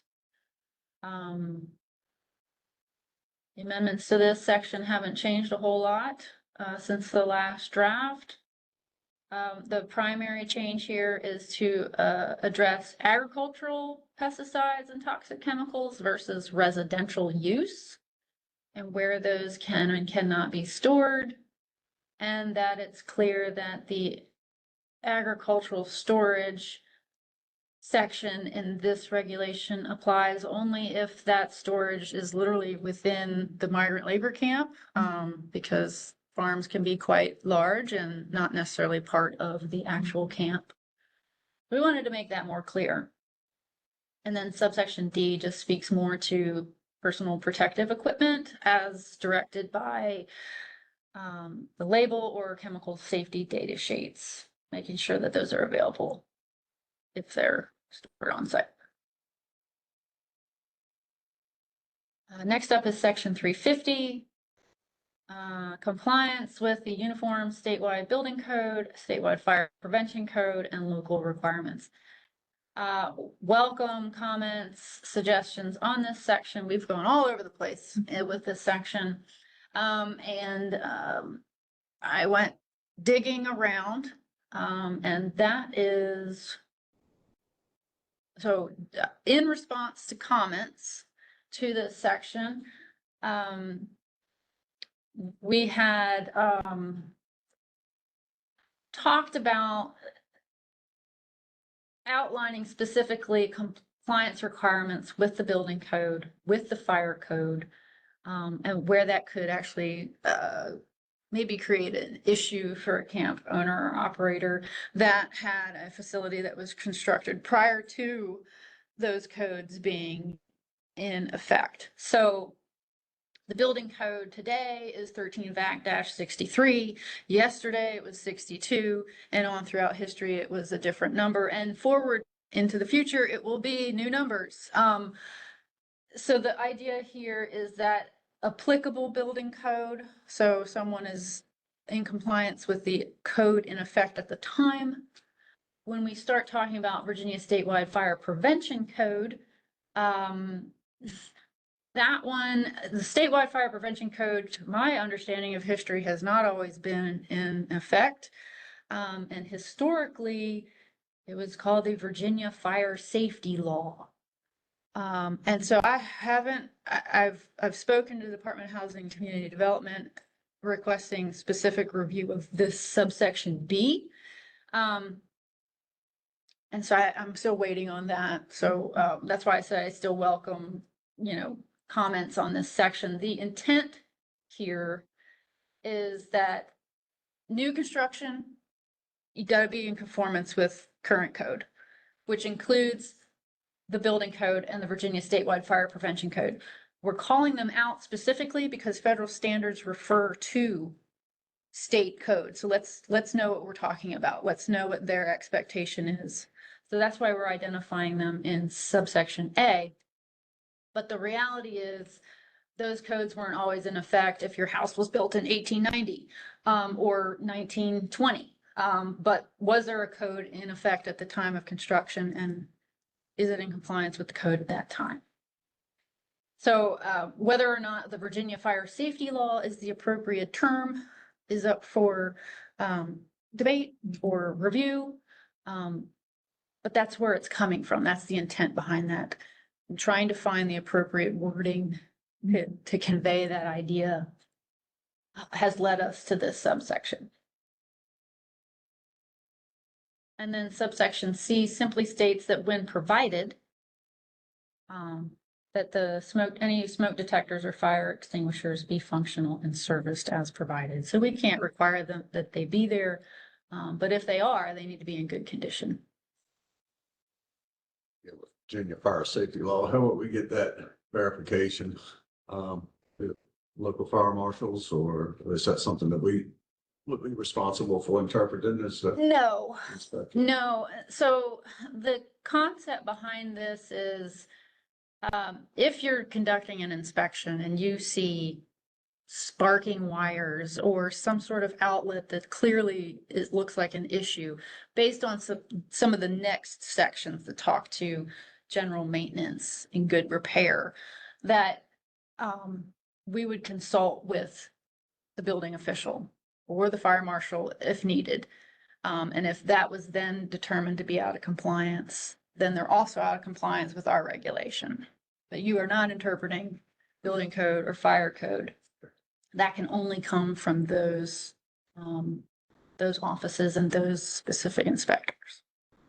This allows us to say, if it's confirmed that you're out of compliance with the building code, if it's confirmed that you're out of compliance with the fire code, you're out of compliance with us. Mhm. Yeah, some things are obvious, but yeah, not knowing the laws as it was, I could sure it'd be easy to not observe something that might be, yeah. Yeah. Against the code, at that time. And so to that point, at that time, if we're observing a situation that we think something is not in good repair, and so you can say something's not in good repair Mhm. and it not need the fire marshal. Like, that outlet is broken. It needs to be in good repair. That's one thing. But if you're noticing, you turn on the lights and this flickers and that sparks, that's probably not in good repair either. But is there something else going on? Maybe I need to have a joint inspection with the building official or the fire marshal to help make sure that no one's safety is at risk here. And so then subsection B is like, well, if it's not in a new construction in accordance with current code, hopefully the building official can help determine what was in code. And so if they were out of compliance with whatever that code might have been, then they could potentially be out of compliance with us as well. It all really boils down to good repair. That's right.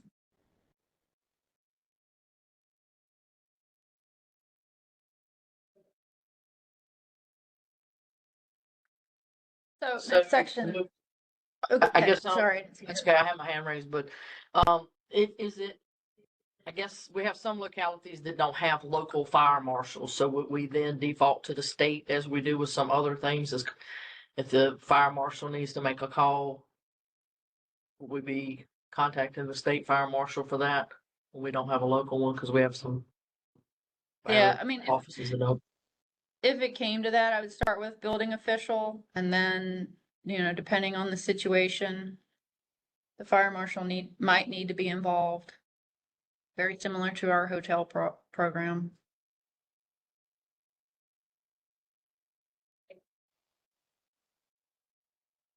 Sorry, I missed your hand. All right, so next up is 360, housing and sleeping facilities. We've got subsection A, B, C, D, and E. So there was a very long crosswalk between the federal standards on housing and sleeping facilities. Both OSHA and ETA have a variety of standards that speak to this section. Ultimately, we are looking for housing to not have holes in the floors, walls, or ceilings, and that they are maintained functional and in good repair. That might seem like a no-brainer, but the language between the two federal standards is not consistent in that regard and vague. And so to remove the vagary, we don't want any holes in the floors, walls, or ceilings.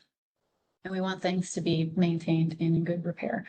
One will get to half of that and the other one will get to the other half, but they don't quite meet in the middle.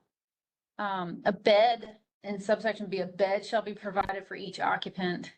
Beds used for double occupancy may be provided only for family accommodations. This is a real world situation that people encounter where operators are proposing a double bed to accommodate two workers. Beds and mattresses shall be provided and maintained clean and in good repair. Bed arrangements. So this is we've talked a little bit about bed arrangements and why are we outlining inches. I think we talk about it in the section below here. And I think we literally go rationale for each subsection. So if we're talking bed spacing, ETA does not prescribe lateral bed spacing, but OSHA does. The concept of bed spacing is basically ingress and egress from your bed without tripping and falling over each other, and having an effective way to enter and exit your sleeping area. Elevation from the floor.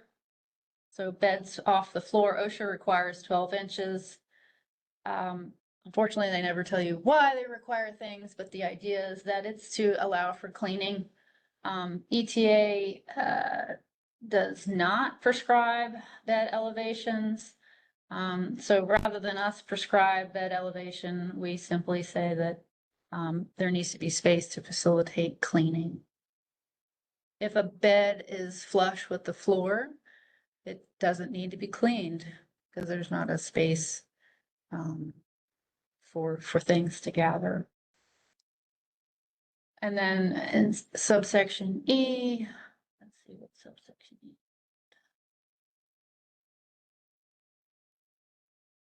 Bunk beds. Okay. Both sections, both federal standards speak to bunk bed spacing. The reality for an inspector is, where do I measure to and from what? So this is specifying that the space between the lower and upper bunk, so the upper layer of the lowest bunk to the lowest portion of the upper bunk is the space between. And that's a question people have quite often. Any questions or comments about this section?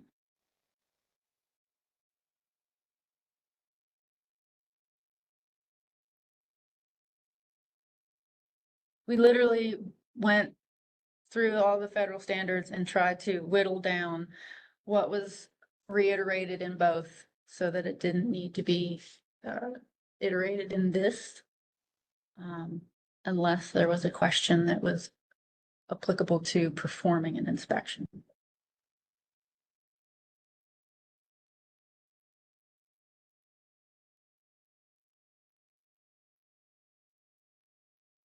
Okay, no hands. All right, so next section is 370, tents, vehicles, and unconventional enclosures of living space. I wondered about this section's relevancy. In the process of this work group, we haven't really encountered anyone dealing with unconventional enclosures of living space or tent camps or vehicular camps. It was initially input here because the terminology is in the definition of the migrant labor camp, and therefore it was thought, important to talk to what those might be and how they should be maintained. It's not to say that we couldn't see them in the future, but I haven't heard of anything in existence currently. So we kind of whittled down this section to be just the most relevant, that they meet the federal standards. So that might seem, why do we even need to state that?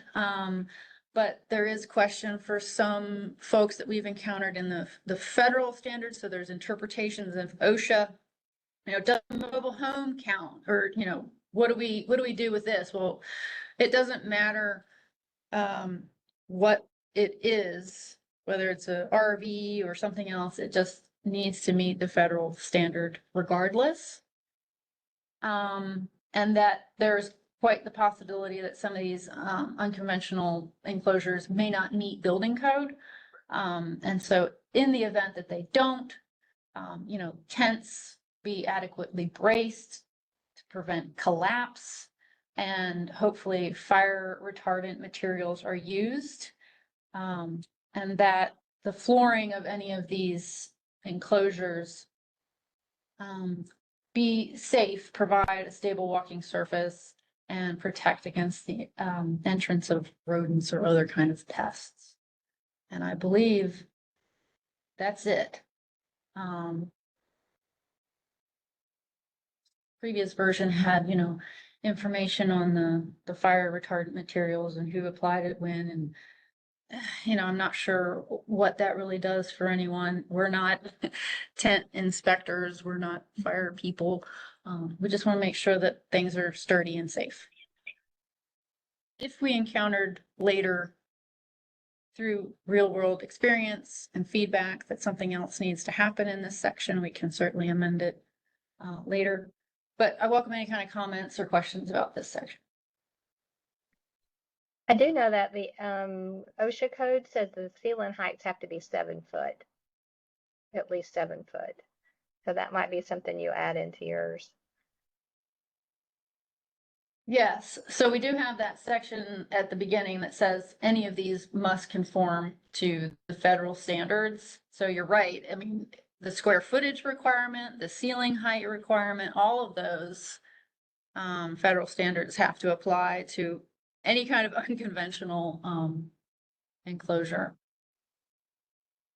Well, I guess I had a question that probably goes back to the housing section too. So since you've got that initial sentence saying both OSHA and ETA apply, since you're only citing some of the measurements in the bed arrangements, do you need, I saw in your note that, there are both, do we need to cite that people are able to accommodate both ETA and OSHA? And then I would assume that would be the same for the tents, but if you've got that initial sentence, do you need to repeat it again? So previous versions, we repeated it in every section, and then we were like, do we really need to do that? And I wondered about doing that in the tent section.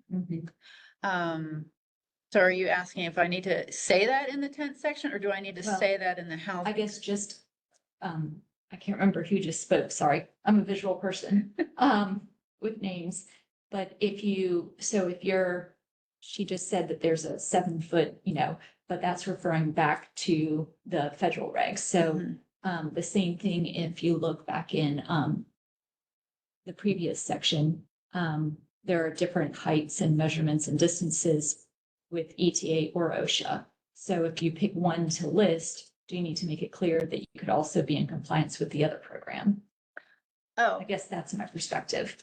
for the housing and sleeping facilities. Right. And then it could be applied to the same thing as the tents if one has a specific measurement or requirement.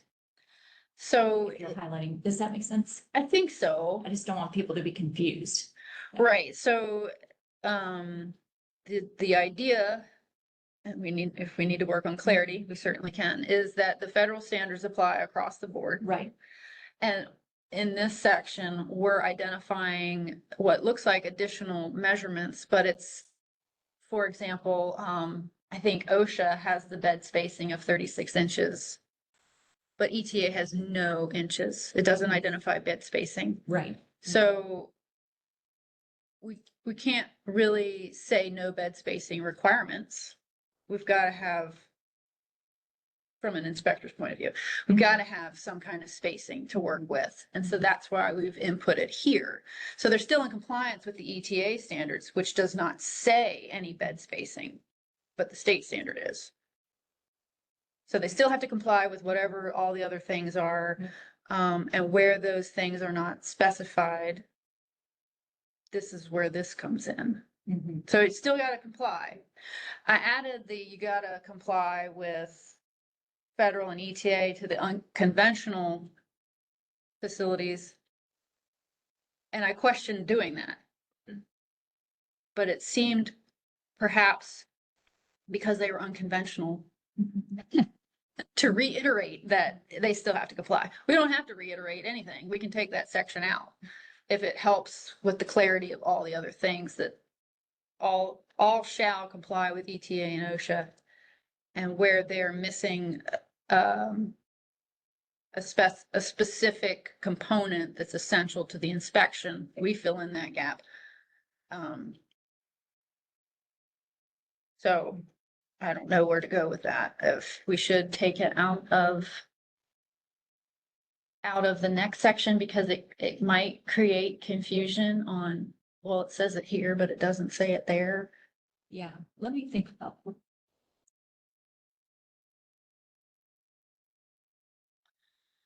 This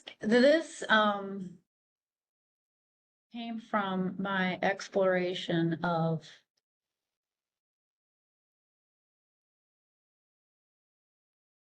OSHA. So in the OSHA regs, in the OSHA standards online, they've got it all listed out, right? And some of them have hyperlinks on them. You click on that and it takes you to another page that says regulations. Sometimes it says letter of interpretation, and that's a really cool rabbit hole. And so that is where the mobile home question came into play. Is regardless of whatever it is, it still has to comply with ETA or OSHA. I mean, not ETA, OSHA. So that is the reason for that section, just to be clear, but it could come out.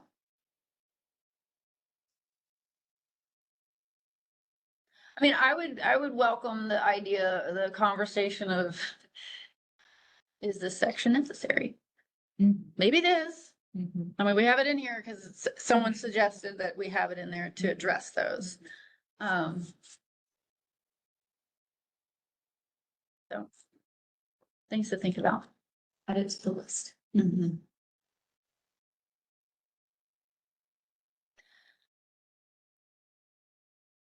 I wonder out loud, just because tents, vehicles, and unconventional enclosures of living space could be anything. And we're specifically talking about tents. So I don't have enough context of what unconventional could be to incorporate more into this. So I'm very open to less if that's what people think we should do, or if folks think that this is necessary, we can certainly leave it in. I'd be curious how many existing permit holders would, meet the tents, vehicles, or unconventional enclosures. I haven't any. So we in our permitting database identify permanent structure or non-permanent structure. And 90% are permanent structures. And then internally speaking, there's the conversation we need to have. What is a mobile home? Is that a permanent, non-permanent structure? And that interpretation is an internal thing that we need to work out. To your point, I'm not aware of any. But we did have that conversation about the mobile potential where the fellow wanted to do sheep grazing on solar farms, and maybe that's going to be unconventional. So the opportunity is there, but what that looks like, I'm not really sure. Wes.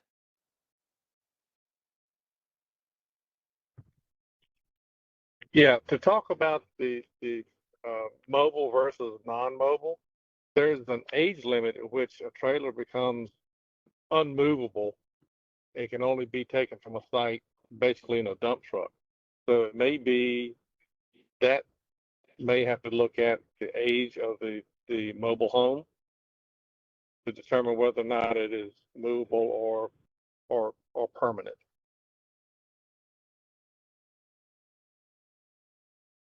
Okay.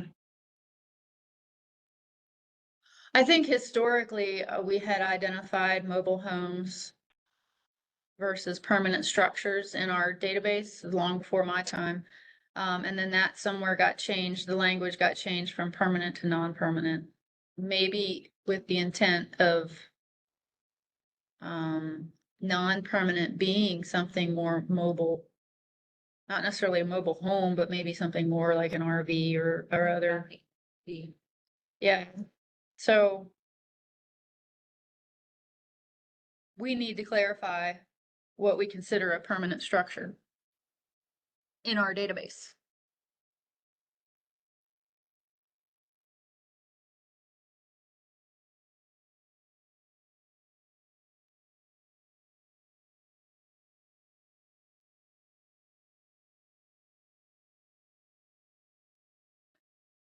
It is 12:07. We're at section 380. Let's see how many sections we're 3/4 of the way through this regulation. Let's keep rolling. We could. Question, we parked in the parking lot where it said 2 hours. Do we need to move a car? David, do they need to move their car? I'm just looking at the time. Oh, where are you looking? In the Courthouse. parking lot, it said visitors 2 hours, Oh, but we didn't have Oh. to pay or anything, so I'm not sure how, courthouse. So, like, right when we walked in, oh, I doubt anybody's gonna monitor for it, but, we just weren't sure. are you all driving, agency vehicles, state vehicles? No, no. Okay, there is a free parking area if you need to move it. If you cross the intersection here and go by McAdoo's, Okay, it's on the right-hand side, Okay. I believe. I can get you a pin. That's where I park. okay, It's literally just down the It's block. just a couple blocks, Okay. yeah. okay. We just weren't sure. I might chance it. Okay. It's your car, so I'll let you decide. I hear you on we could knock it out, but I think for the interest of everyone's lunch hour, we need to take a lunch. Some of these guys put their food in the refrigerator too, they're afraid to come in here. Okay, so we've stopped at 3:70. We're gonna take an hour brunch. We're gonna take an hour lunch. We'll reconvene here at 1:10. 1:10. Okay. So we'll see everyone at 1:10.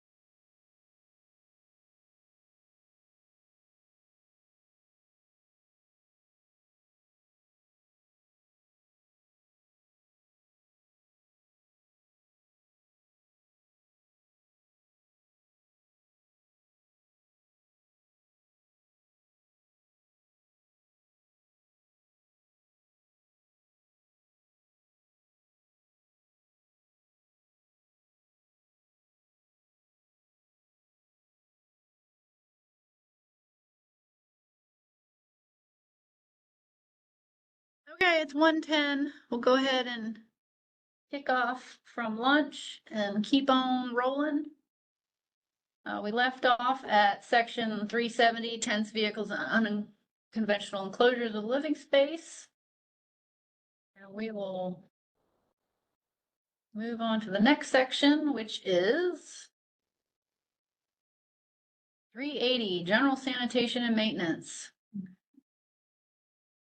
The section simply says that everything, buildings, facilities, rooms, equipment, fixtures, exits, premises, be kept clean and good repair and maintained to protect the health, safety, and well-being of persons using the facilities.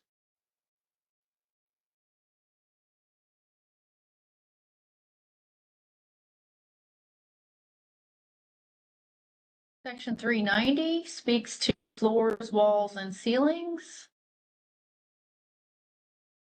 I did have one thought on that. Yeah. When you go back to, I think it's the housing section, Mhm. you specify that, the first sentence says something about, all floors and walls and ceilings sort of in good condition without holes. Without holes. And I was just thinking we should use that same, consistent language of protection. And I'll put that in red comment. Okay. I was also wondering, to your point, is it better to have it in one section or the other versus both? Like, is there a reiteration here? I mean, we're talking about. I did kind of feel like in that first section, you covered the section, so I don't have to read both. Right. So, Yeah. I mean, you kind of like A and B are the same. Might need to hash out, is there anything different between the two that needs to be specified versus? Yeah, I'm not sure there is, but I thought if you're going to have two sections, at least it should be consistent language. Yeah. Okay.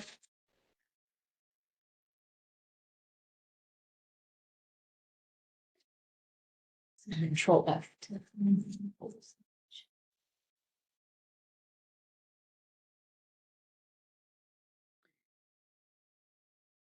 Yeah, it's in 360, housing and sleeping facilities. Housing shall be maintained without holes in floors, walls, or ceilings. Windows, doors, decks, all functional and in good repair.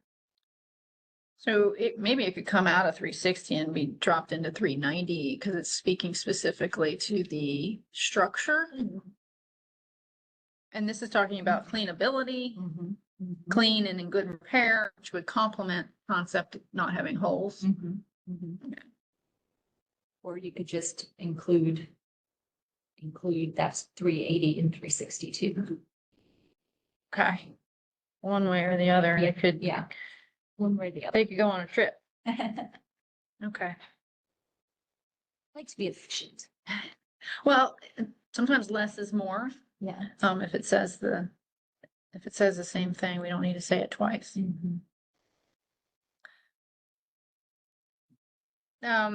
There's a section in here about area rugs and full floor carpets. That was in response to a question from stakeholders.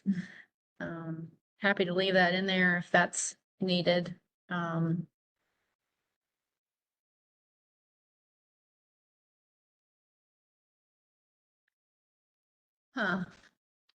Okay, I mean, I would welcome, I debated myself with floors, walls, and ceilings.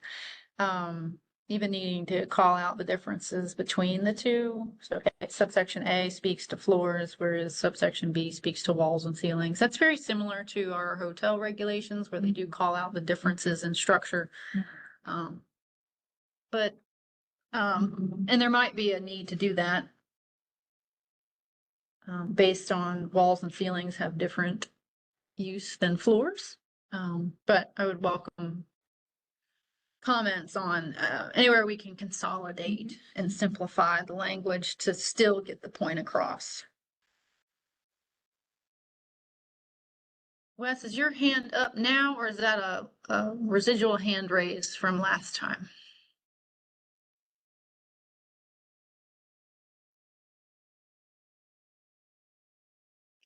He might not be. Yeah, okay. Say it's a residual. Decision. Let's get raised. We're gonna spend the day. Get the lower boundary. All right, next up, we have section 400, heating and cooling. We've had a lot of discussion here about this section. And we're now looking at A, B, C, and D subsections.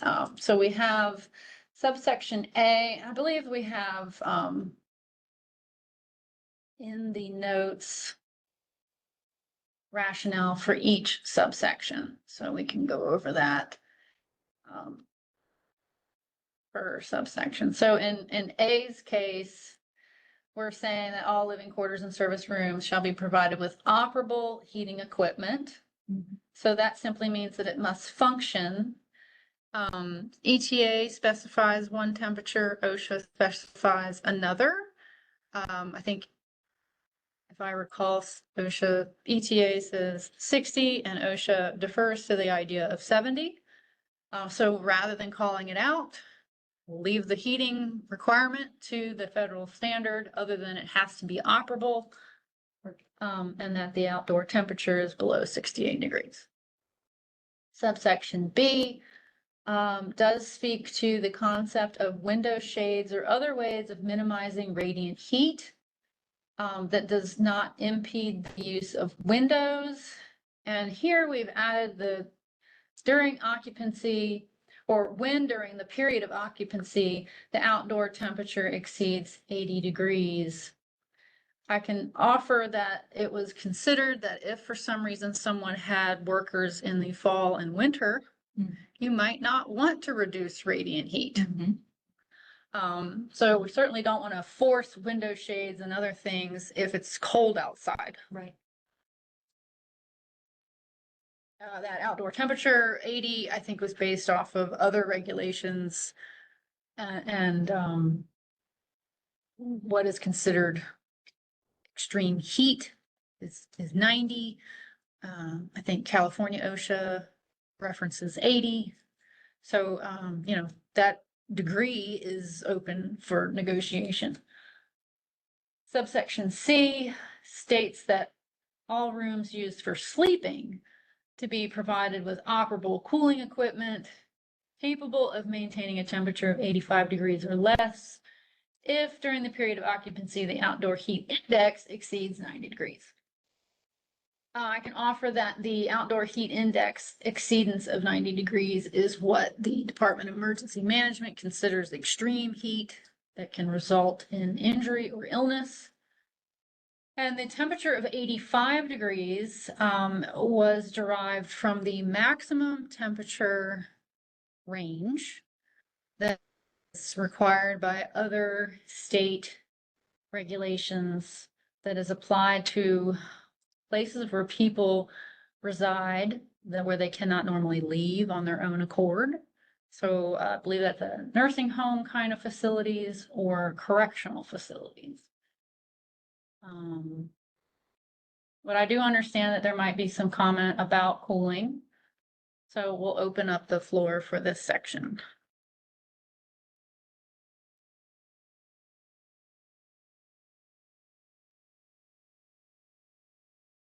I think it looks a lot thinner than the last draft. Okay.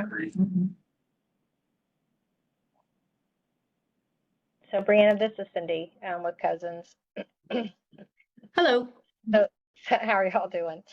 So for our company our size, we do not provide cooling for sleeping areas, but we do allow the employees to purchase their own.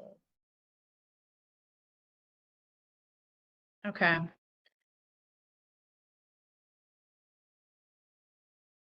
When you say allow to purchase on their own, are you saying that the consideration, what are you implying there, or what are your considerations there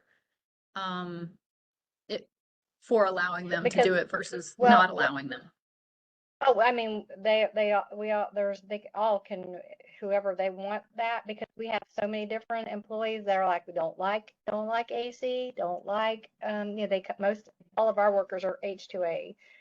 Actually, all of our workers are H2A except for like maybe 2%. And there's multiple of them that do not want AC because they come from their country that they don't have it anyway and they don't like it. So, so then we just tell them if you guys are so inclined to have it, then you can definitely put it in. We have labor leaders that are in charge of groups of people, you know, as mandated through like regulations.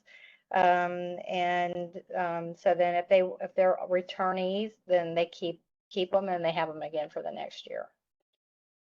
They're usually just the window units. Okay.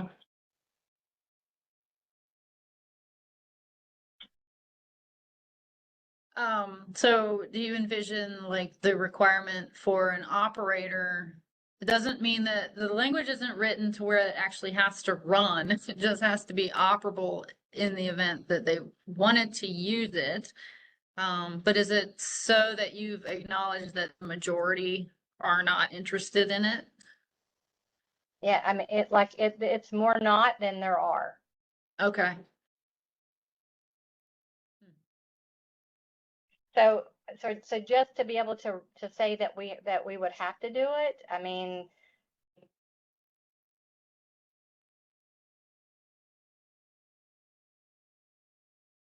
I see her point. There's, you know, if people don't want to have the AC and all that, that's a big investment to purchase those units. Right, having a bunch of unused. Yeah, and then they're not going to be used. Mhm. It's a big capital expense. Yeah. For unused equipment that. Okay. I'm trying to think like what would be a word around. so anything that be- would maybe would just be circulating air, like a fan. I mean, that's a whole different, you know, deal that would circulate. Because I mean, so if you go back to OSHA about having the screens on the windows, you know, so there's a mesh there, so they could open this, you know, open the window, and then you've got a fan that can circulate air. So I originally leaned more towards the fan, because of what you just described. The problem I encountered in my research was that appears to be recommended that when temperatures exceed 90 or the heat index exceeds 90, that fans can actually exacerbate heat illness, because it's actually working as a bit of like a convection oven where you're circulating hot air onto hot people. So I was Okay. really concerned about that. And that's where we moved away from the concept of providing a fan based on that information, which is from the CDC and the Red Cross. And so, but for temperatures under, and that's where we got into the frequency of the heat index getting above 90 and how often that occurs. And, you know, is it frequent enough in Virginia where we don't want to talk about when it happens, if it happens, because it does happen? Or do we want to put that in there as an alternative choice or requirement?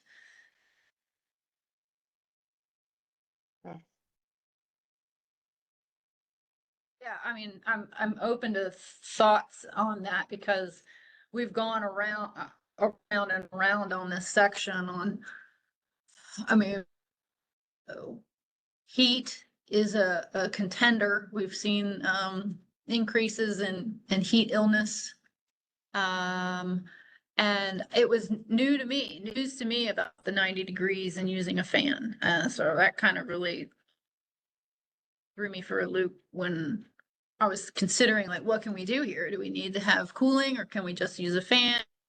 Or, you know, what are the options here? So, if we were to put the fan content in there, we might need to establish that it's not appropriate for heat index temperatures above 90, because I don't want to hurt people in regulation. But at the same time, I hear what you're saying about not using equipment that's provided. Yeah. It's such a it's from our company. It's a huge deal because whatever happens to us in Virginia carries right on to Florida, South Carolina, Tennessee, Maryland. So it doesn't, anytime that you guys are doing something there, it don't just affect us there. Why don't we work on some wordsmithing and we can send you some suggestions? Yeah. Okay. Yeah, I mean, yep. I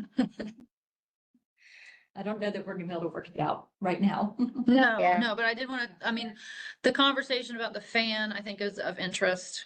Because that was new to me. I hadn't really known that concept. And I know that there's language and literature out there that kind of argues both cases, but I've seen more support that the 90-degree temperature fan use is dangerous from, our trusted resources. So that's the information I'm working from and am concerned about.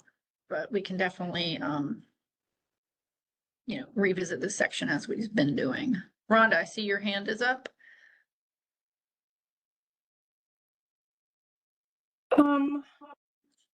I don't know if what I have to say is an accurate response. I find this super fascinating. I haven't met anybody in that region. I'd be interested to know maybe what percentage of employees buy their own ACs, or what percentage of bedrooms have the employees provided AC, to see. But you did say it's the majority do not. I just would say in my experience, I do not have anything like the numbers out there on the Eastern Shore, but I talk to over 600 guys a year, and I have, about 99 point something are from Mexico and Guatemala, and I haven't met anybody yet that did not want AC. And I've gotten some pretty significant messages about which I could do nothing in July from people that do not have it, and we're having a very difficult time. So I know that's not new though, so I apologize. That's not new information. So It's absolutely appropriate to reiterate information. So that's good. okay. Thank you. Okay, Thank you. Thank you. We've got a hand up from Caitlin. Hey, yes, Caitlin Jordan, and this might be an ignorant comment, as I don't know the processes or timeline that is required to get the types of cooling equipment that would be necessary here for the temperatures above what is placed in here for 80 degrees. But could you wordsmith it to such a way where it says maybe that like it has to be offered? You have to offer the opportunity for it. Just a thought. Like, for example, you don't purchase it blanketly. You have to at least offer the opportunity when the workers come to purchase. I mean, that's just a thought. I mean, Katie and Trey, we can talk about that, but that was just the kind of the first thing that came to my head. Okay. One thing when we're considering things like that, we have to consider the enforceability of that, considering, did you offer it? Sure, yeah, sure. Or maybe not. And so from the health department's perspective, we're most often approving housing long before occupation. So we won't have the opportunity to interview occupants until after the fact. So not that I'm not saying that we wouldn't consider that language. It would just be interesting and challenging to understand how to enforce that. So I guess here in Pitt Dan, we're looking at doing our inspections this year, potentially before the farmer closes the camp and winterizes in 2025 for the 2026 season, to be able to assess some of those types of things. Because sometimes they cut electricity off with the electric company and don't turn it back on until the workers are scheduled to come, or their water, they've winterized and they have no water. They turn it on, get a water sample, cut it off, drain lines again. So we're looking at doing some stuff earlier this year to be able to assess some of that. Because if you wait till 30 days before they get workers, it might be dead of winter. So it is hard to assess some of those things. Okay. Yeah, Wesley, I see your hand up and your comment in the chat. Hey, chat comment says, how can we determine at the time of inspection how effective the AC works? So we can know what temperatures the space will maintain. So good point to what I just talked about preoccupation, other than having them turn on the AC and feeling cold air come out. But I don't want to take your time. Go ahead and you got the floor. No, that was my question. When you put numbers in for the operational ability of the equipment, it's just going to be difficult for us to assess exactly whether or not it's going to maintain those temperatures, especially in light of the fact that we are going to be inspecting during the season when it's not going to be real hot. So there's really going to be no way other than just establishing that the AC unit does throw cool air. That's the only way that's the only assessment we're going to have. Short of having a complaint mid-season and going out to the thermometer to see what's going on.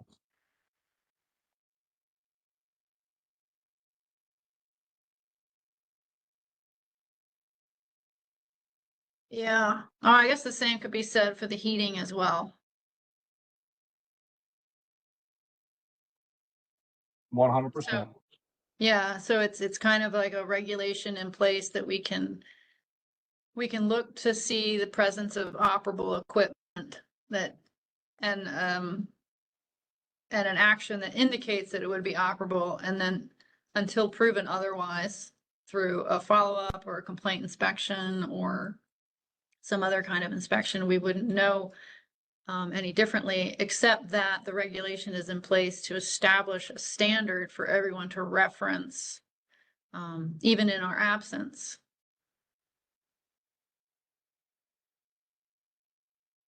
So good comments, good questions.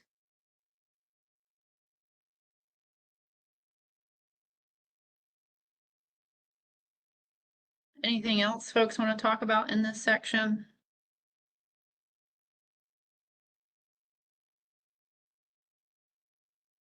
It's a little easier to work with sections that are shorter. So this has been whittled down pretty concisely. So I think it might be easier to work within this realm.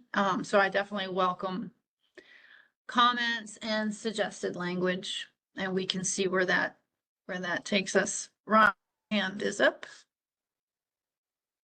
This one suggested language. I just wanted to say I really liked also the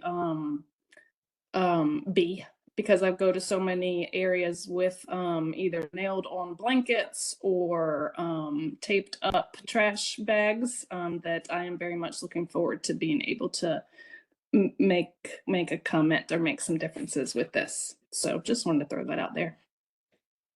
Okay. Yeah, I don't think trash bags or blankets is going to help window use. Exactly. Especially if an emergency and you need to climb out the window, that could be really dangerous. Most of them are just tapped at the top. Okay. I mean, that's kind of like one of those cosmetic things too.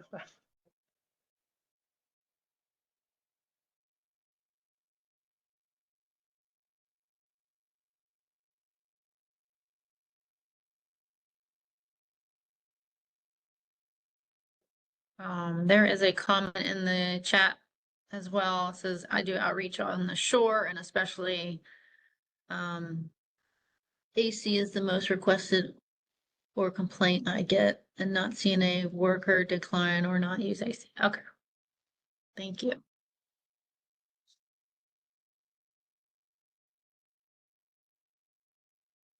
Okay, well, I will look for comments on this section. All kinds of comments are welcome. Of course.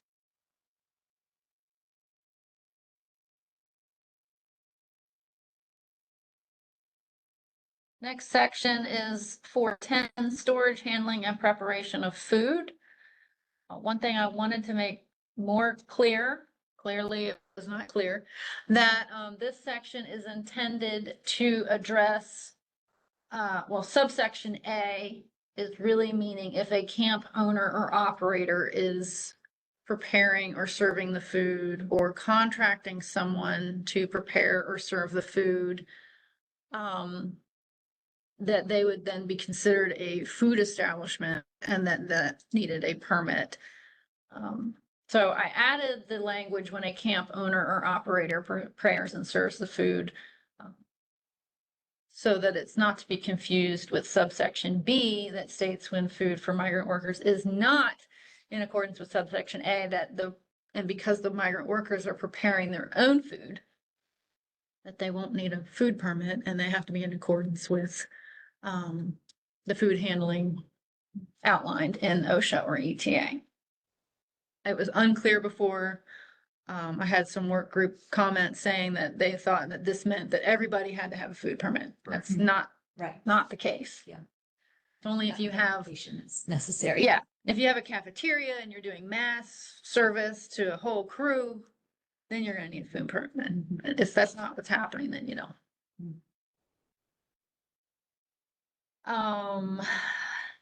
So OSHA references a document written somewhere in 1965, which is a robust food manual, but it does provide some outdated temperatures. So maintaining food at 45 or 50 degrees is not safe by current standards. So we are making sure that any refrigeration provided is capable of maintaining 41 degrees or less.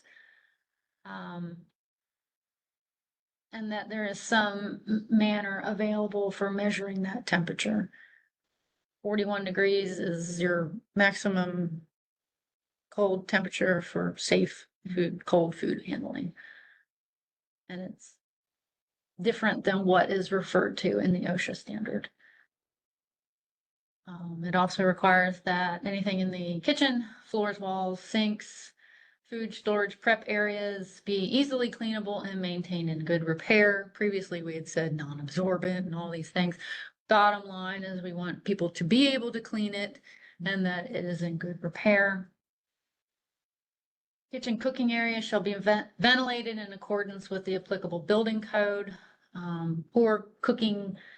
Poor kitchen ventilation can result in all kinds of things, fire safety being one. So we've proposed that if it's there, it's in accordance with the code at the time. And then when provided, fire extinguishers be readily accessible. Any comments or questions about this section?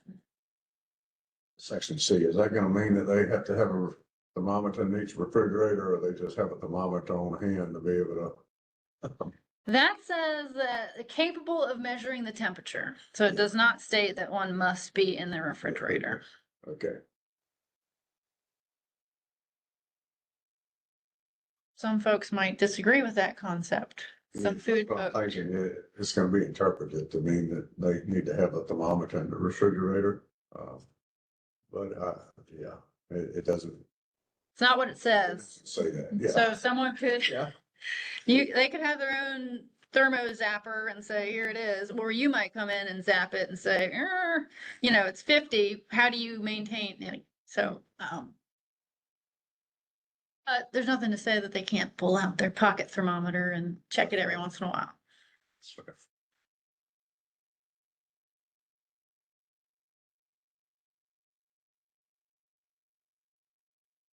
Okay. Next up, we have. I have a question. Oh, okay. Sorry, Ricardo. I didn't see your hand. You're hiding behind my chat box here.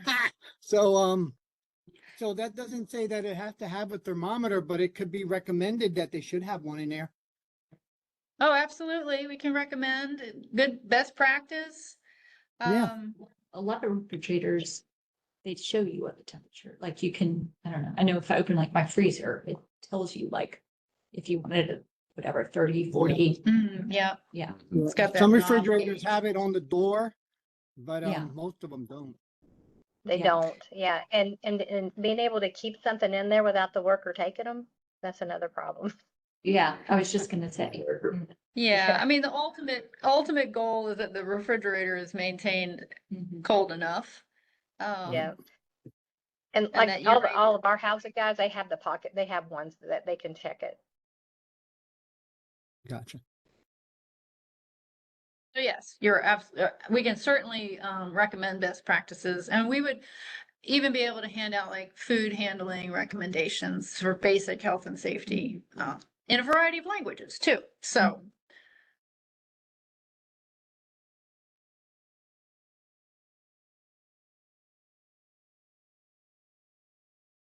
Okay, next up is section 420, vegetation and vector control. Ultimately, requiring that facilities are not overgrown or full of accumulation of debris. So looking for non-overgrowth of vegetation or poisonous plants. And then we speak to insect and rodent control measures to prevent nuisance. And that pesticide measures shall be applied if necessary in accordance with the Virginia Department of Ag. Now, ETA speaks to any presence of any insect or rodent to be in violation, whereas I believe OSHA speaks to efforts taken to reduce their presence. It's impossible, I think, to remove the presence of any insect. So I think their intent there is to prevent infestation. However, no one wants to see mice or anything like that running around. So presence of those things will indicate that actions need to be taken.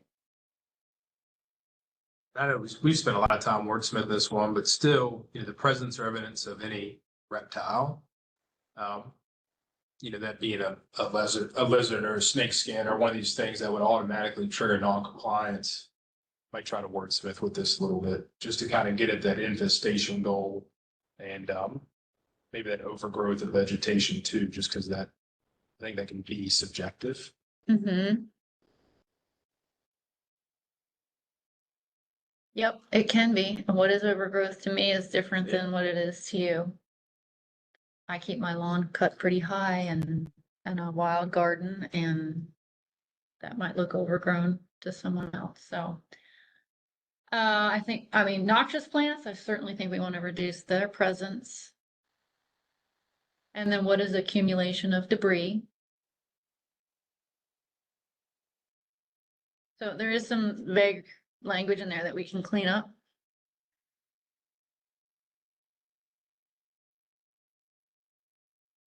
I think ultimately the presence of lizards and other creatures like that. I think perhaps the general response to snake skins indicates the presence of snakes.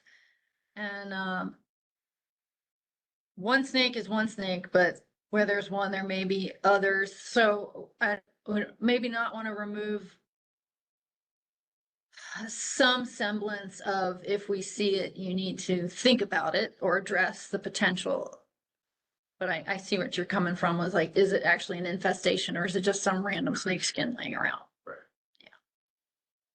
But yeah, I think we can even just move some words around to get at the infestation as opposed to just the presence of kind of thing. Yeah, I can say the presence part got left in because of the language, I think, in ETA. I don't want us to say, yeah, that's good, because we don't think it's an infestation, but ETA speaks to any presence. So I'm a little concerned with that, but we can certainly explore that.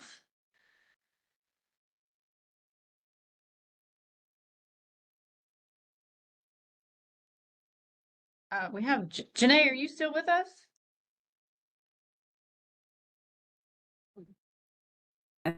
Yes, can you hear me? Yeah. Do you have any experience or comment about the ETA section on, what is it, 6404C or 415 about vegetation or insects? Because we're talking about I believe ETA speaks to the any presence That's of these correct. creatures. Yeah, so if someone sees a If you, mouse or a bug, that's going to be non-compliance. and it and it can get more nuanced, and that's why with the complaint system, we request that the farm workers try to be more descriptive, and then the outreach workers themselves go out and try to obtain any evidence. So that can get really, to make it a compliance issue, it can get really tricky. So that's why I guess that language there just says the presence, because we can't, it's hard to determine a compliance issue with that, to rule it as an infestation and so forth. But I mean, we see it, yes, with mice and rodents, and we have found a compliance issue just not too long ago, and and that employer fixed the issue, and it was a easy fix for that employer with the measures that they had to take. So not sure if that answers it, but it is pretty vague.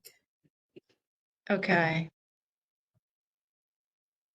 So it does it kind of it's left vague, maybe intentionally, to provide the opportunity for The an the employer to resolve investigation. it, and yeah, and because it's a case by case scenario with that, right?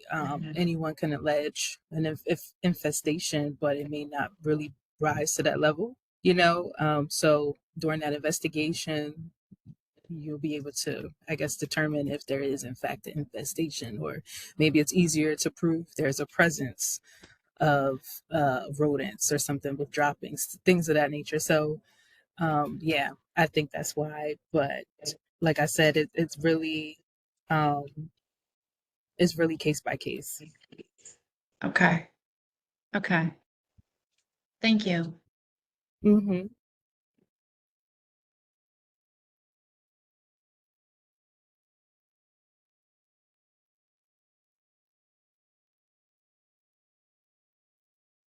Okay, well, we can wordsmith to make that a little more specific to get to the point of concern.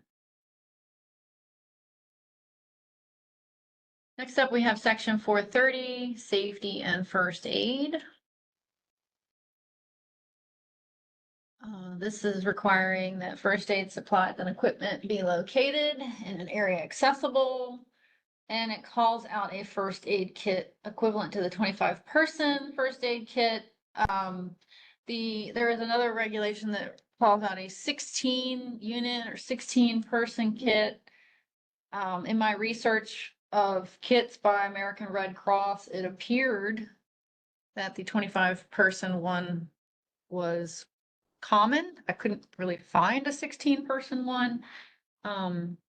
And considering the ratio of people, that the potential ratio of folks in a camp, 1 to 25 persons seemed appropriate. So it's calling out that first aid kit type and size. Subsection B is requiring an emergency response plan, and that this plan be provided in the primary and secondary language of all housing occupants, and that the plan include identification of a point of contact during an emergency, a written plan for communicating emergencies to migrant workers, provisions for their safety, the identification of them, so who's, where, when, and then the evacuation or relocation in the event of a natural disaster or fire or other emergencies. And that's also requiring contact numbers for local police, first responders, and EMS in a central location accessible to all the workers. Kelly has a question here. What if they have a tool tackle box with first aid supplies? Or will they be required to have that exact kit? There are multiple kits you can buy on Amazon. Are multiple kits. And then there are folks that build their own. That's a good question, Kelly. Well, I guess I'm asking because a lot of times we go in and we're like, hey, can I see your first aid kit? Well, they hand you one wrapped in plastic. And when you look at it or you spin it around, it expired last year or 3 months, or it's going to expire in 3 months. And they'll say, well, I just got it from Amazon. Well, Amazon doesn't look at the expiration dates. And, I feel bad for them because the kit says it's expired. I feel like the only thing expired in it is the Neosporin or the Tylenol that's in it because the Band-Aids and the gauze don't typically have expiration dates. But we've had some people that have switched to the toolbox, tackle box style that they just go buy that kind of stuff and put in there every year new. So I just was curious if you specify a specific kit, they're going to have something like that that's from American Red Cross, or that's just a reference that says that should be sufficient. Well, it says equivalent to, and then references that kind of kit by the American Red Cross as a reference. So I guess technically that would require someone looking that up and seeing what kind of contents are in that kit, and do they have a kit that is equivalent to that. So it's not requiring an American Red Cross kit, it's just requiring something equivalent to that. So I have a question about that too, because we don't supply medication. So like the Tylenol and all that. So we have been using like a little personal one. All we want is Band-Aids typically, and that and some gauze, maybe some Neosporin and stuff like that. But that's really hard with first aid kits because most of them come with some sort of painkiller, and like that's not our job to administer that. Yeah, point taken on the medication. So to go about it a couple of different ways. I mean, I was trying to avoid listing all the things in a kit like we would in a different kind of reg. But I think it's important because it leaves it too wide open. Yeah, well, and if someone's referencing the regulation that says a 16-person first aid kit and they can't find that kit anywhere, what is the next equivalent kit to reference? So I'll go back and check this 25 kit to see if there is medication in it. And if so, we might need to reconsider what kit we're referencing for equivalence. I agree. Thank you. Okay. You might look at the American Red Cross website and tell you what a first aid kit should consist of. And if you build it and put it in a tackle box, that may very well be sufficient.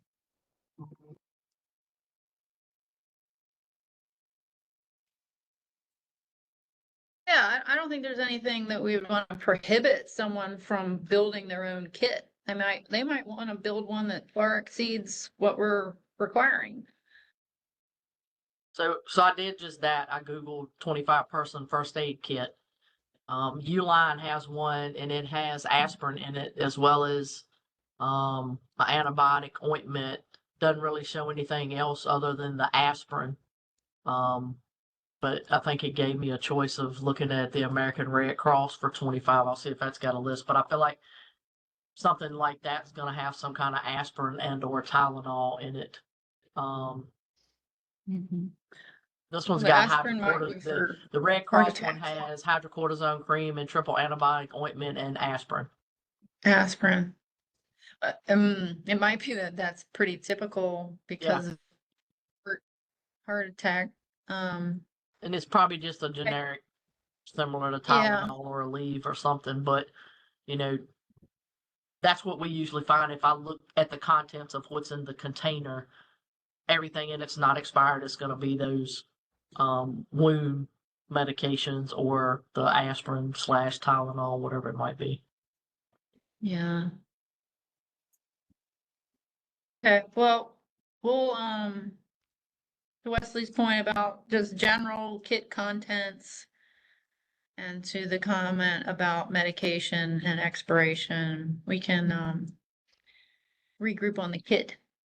Yeah, I'm looking in the first, they offer a first aid kit, just a basic one, a deluxe family first, deluxe all-purpose, and then a large 50-person Red Cross kit.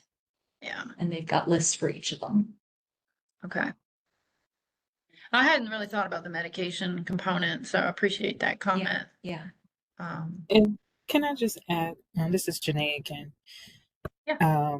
I really don't see compliance findings with this issue because most of the time the outreach workers just want to know that the farm workers actually just have access readily and available in case they need it, right, on an emergent basis. And it is the employer's responsibility in this case because of the terms and conditions in the job order. And so if there is an emergency of some sort and they just need some type of pain relief readily available until they can get EMS or, depending on the situation, it just should be available. We're not looking to see this specific American Red Cross kit. It's just American Red Cross kit, like adjacent. So it is okay, and it is acceptable to build a kit, right, as long as it has the necessary supplies. That's why that one in particular was listed, because it's an approved kit, right? But we don't see this typically as an issue. Most employers they want to be able to have this available for their workers, just because of, the nature of the work is dangerous. So yeah. Okay.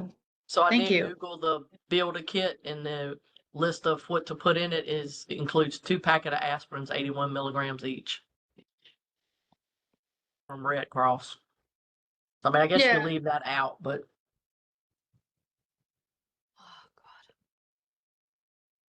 Yeah, I think that might be standard just from basic EMS response for potential heart issues. But we can explore Red Cross kits. And to Janae's point, just to have a kit on site available for workers to use in the event of emergency, without necessarily overly specifying what needs to be in there, other than it being approved by some entity. Okay.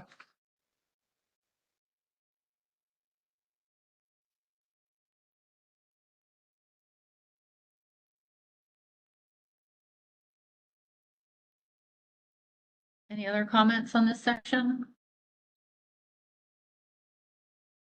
Nope. Wesley, you have a hand, you're on here twice with hands up. You have a hand up?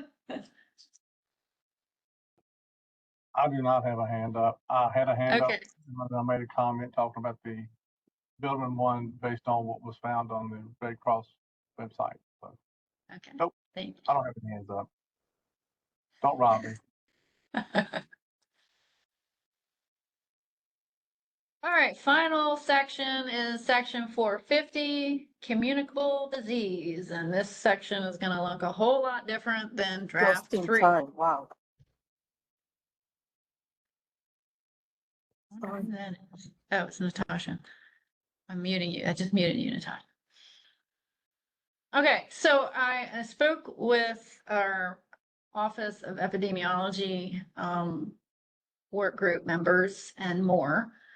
And I believe some of them are still on the call. So if anyone has any questions, I think we have some experts online. The regulations for disease reporting and control is applicable to migrant labor camp owners and operators, regardless of this regulation. So rather than reiterate that section of code or that section of regulation, we are simply saying that the camp owner or operator shall be in accordance with that regulation as applicable. And what that really means is in the event of an outbreak or the observance of a potential communicable disease or a diagnosed communicable disease, that they report it to the health department within the time frame outlined in that regulation. They have to do that anyways now. We're just dropping that in there. To make it clear that per part of the migrant labor camp program that communicable disease reporting is required. The regulation speaks to itself on how and what. To provide some education on what that means. All of the things that we talked about. What is an outbreak? What is communicable disease? What is instances of a certain symptom is in that document.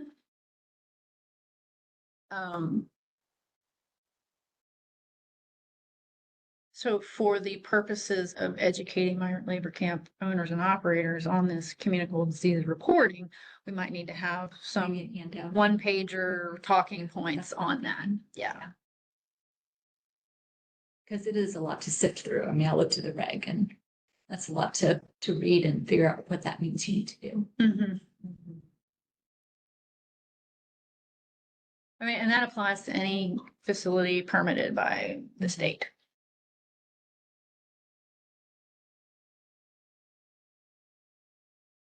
That brings us to the end of this document.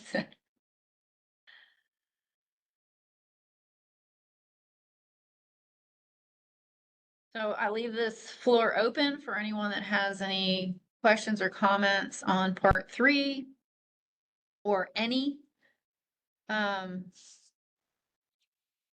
or section in this proposed amended regulation.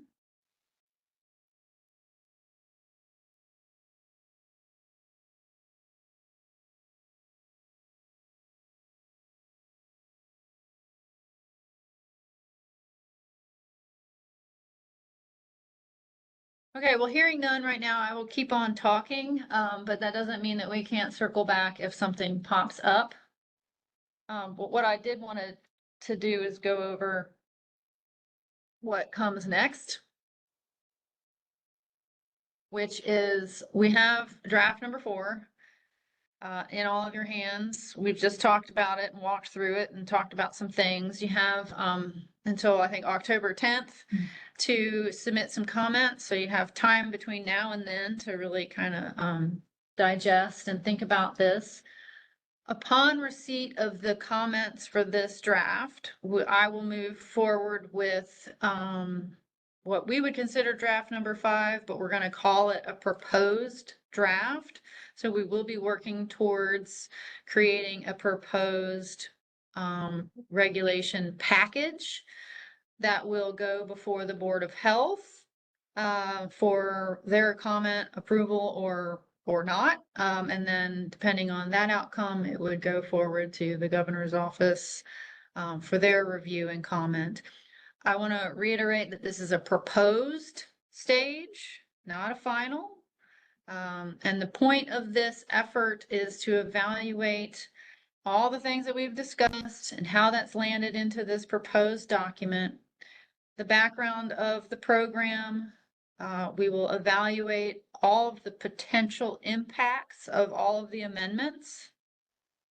And we'll also conduct an economic impact analysis to those changes.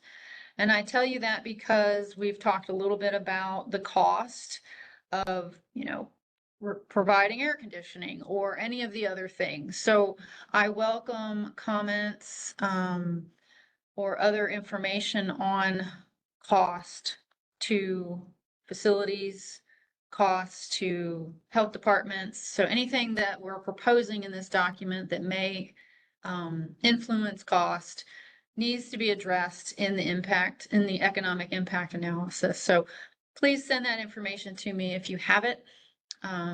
It can be as specific or as vague. But the more I hear from the work group, the stronger our discussion will be. So after all of those documents are prepared, like I said, it'll go before the commissioner's office for review and any kind of revisions there, and then to the Board of Health. I don't foresee it going to the Board of Health until 2026. A lot can happen between now and then, so I really can't project anything beyond that. We'll just be moving forward for a proposed document. But in the event that the Board of Health approves it, it will go to the office, the governor's office, which really means it will get posted on Virginia Town Hall. And so you'll be able, you and everyone else will be able to see the proposed language on Town Hall, and you'll be able to read and review the background documents and the economic impact analysis. It'll also go through a review by the Department of Planning and Budget. So they'll also do their own economic impact evaluation. And the Office of the Attorney General will review it, and then the Secretary of Human Health, and then on to the governor. So that is the process. Once the governor, if the governor approves it, it will become live in Town Hall. It will get published in the Virginia Register of Regulations for public comment. So that is the time for the industry to review and provide any kind of comments. You can do it on the public platform, or you can send it to me. I encourage it to go on the public platform because that's what it's designed to do, but I will still take them from you as well. So that is what could happen next. And yeah, so I would project, we might have a proposed package in front of the Board of Health early to mid 2026, depending on how things go. That's just a projection, no promises. So that is what comes next. Do we have any questions about that process?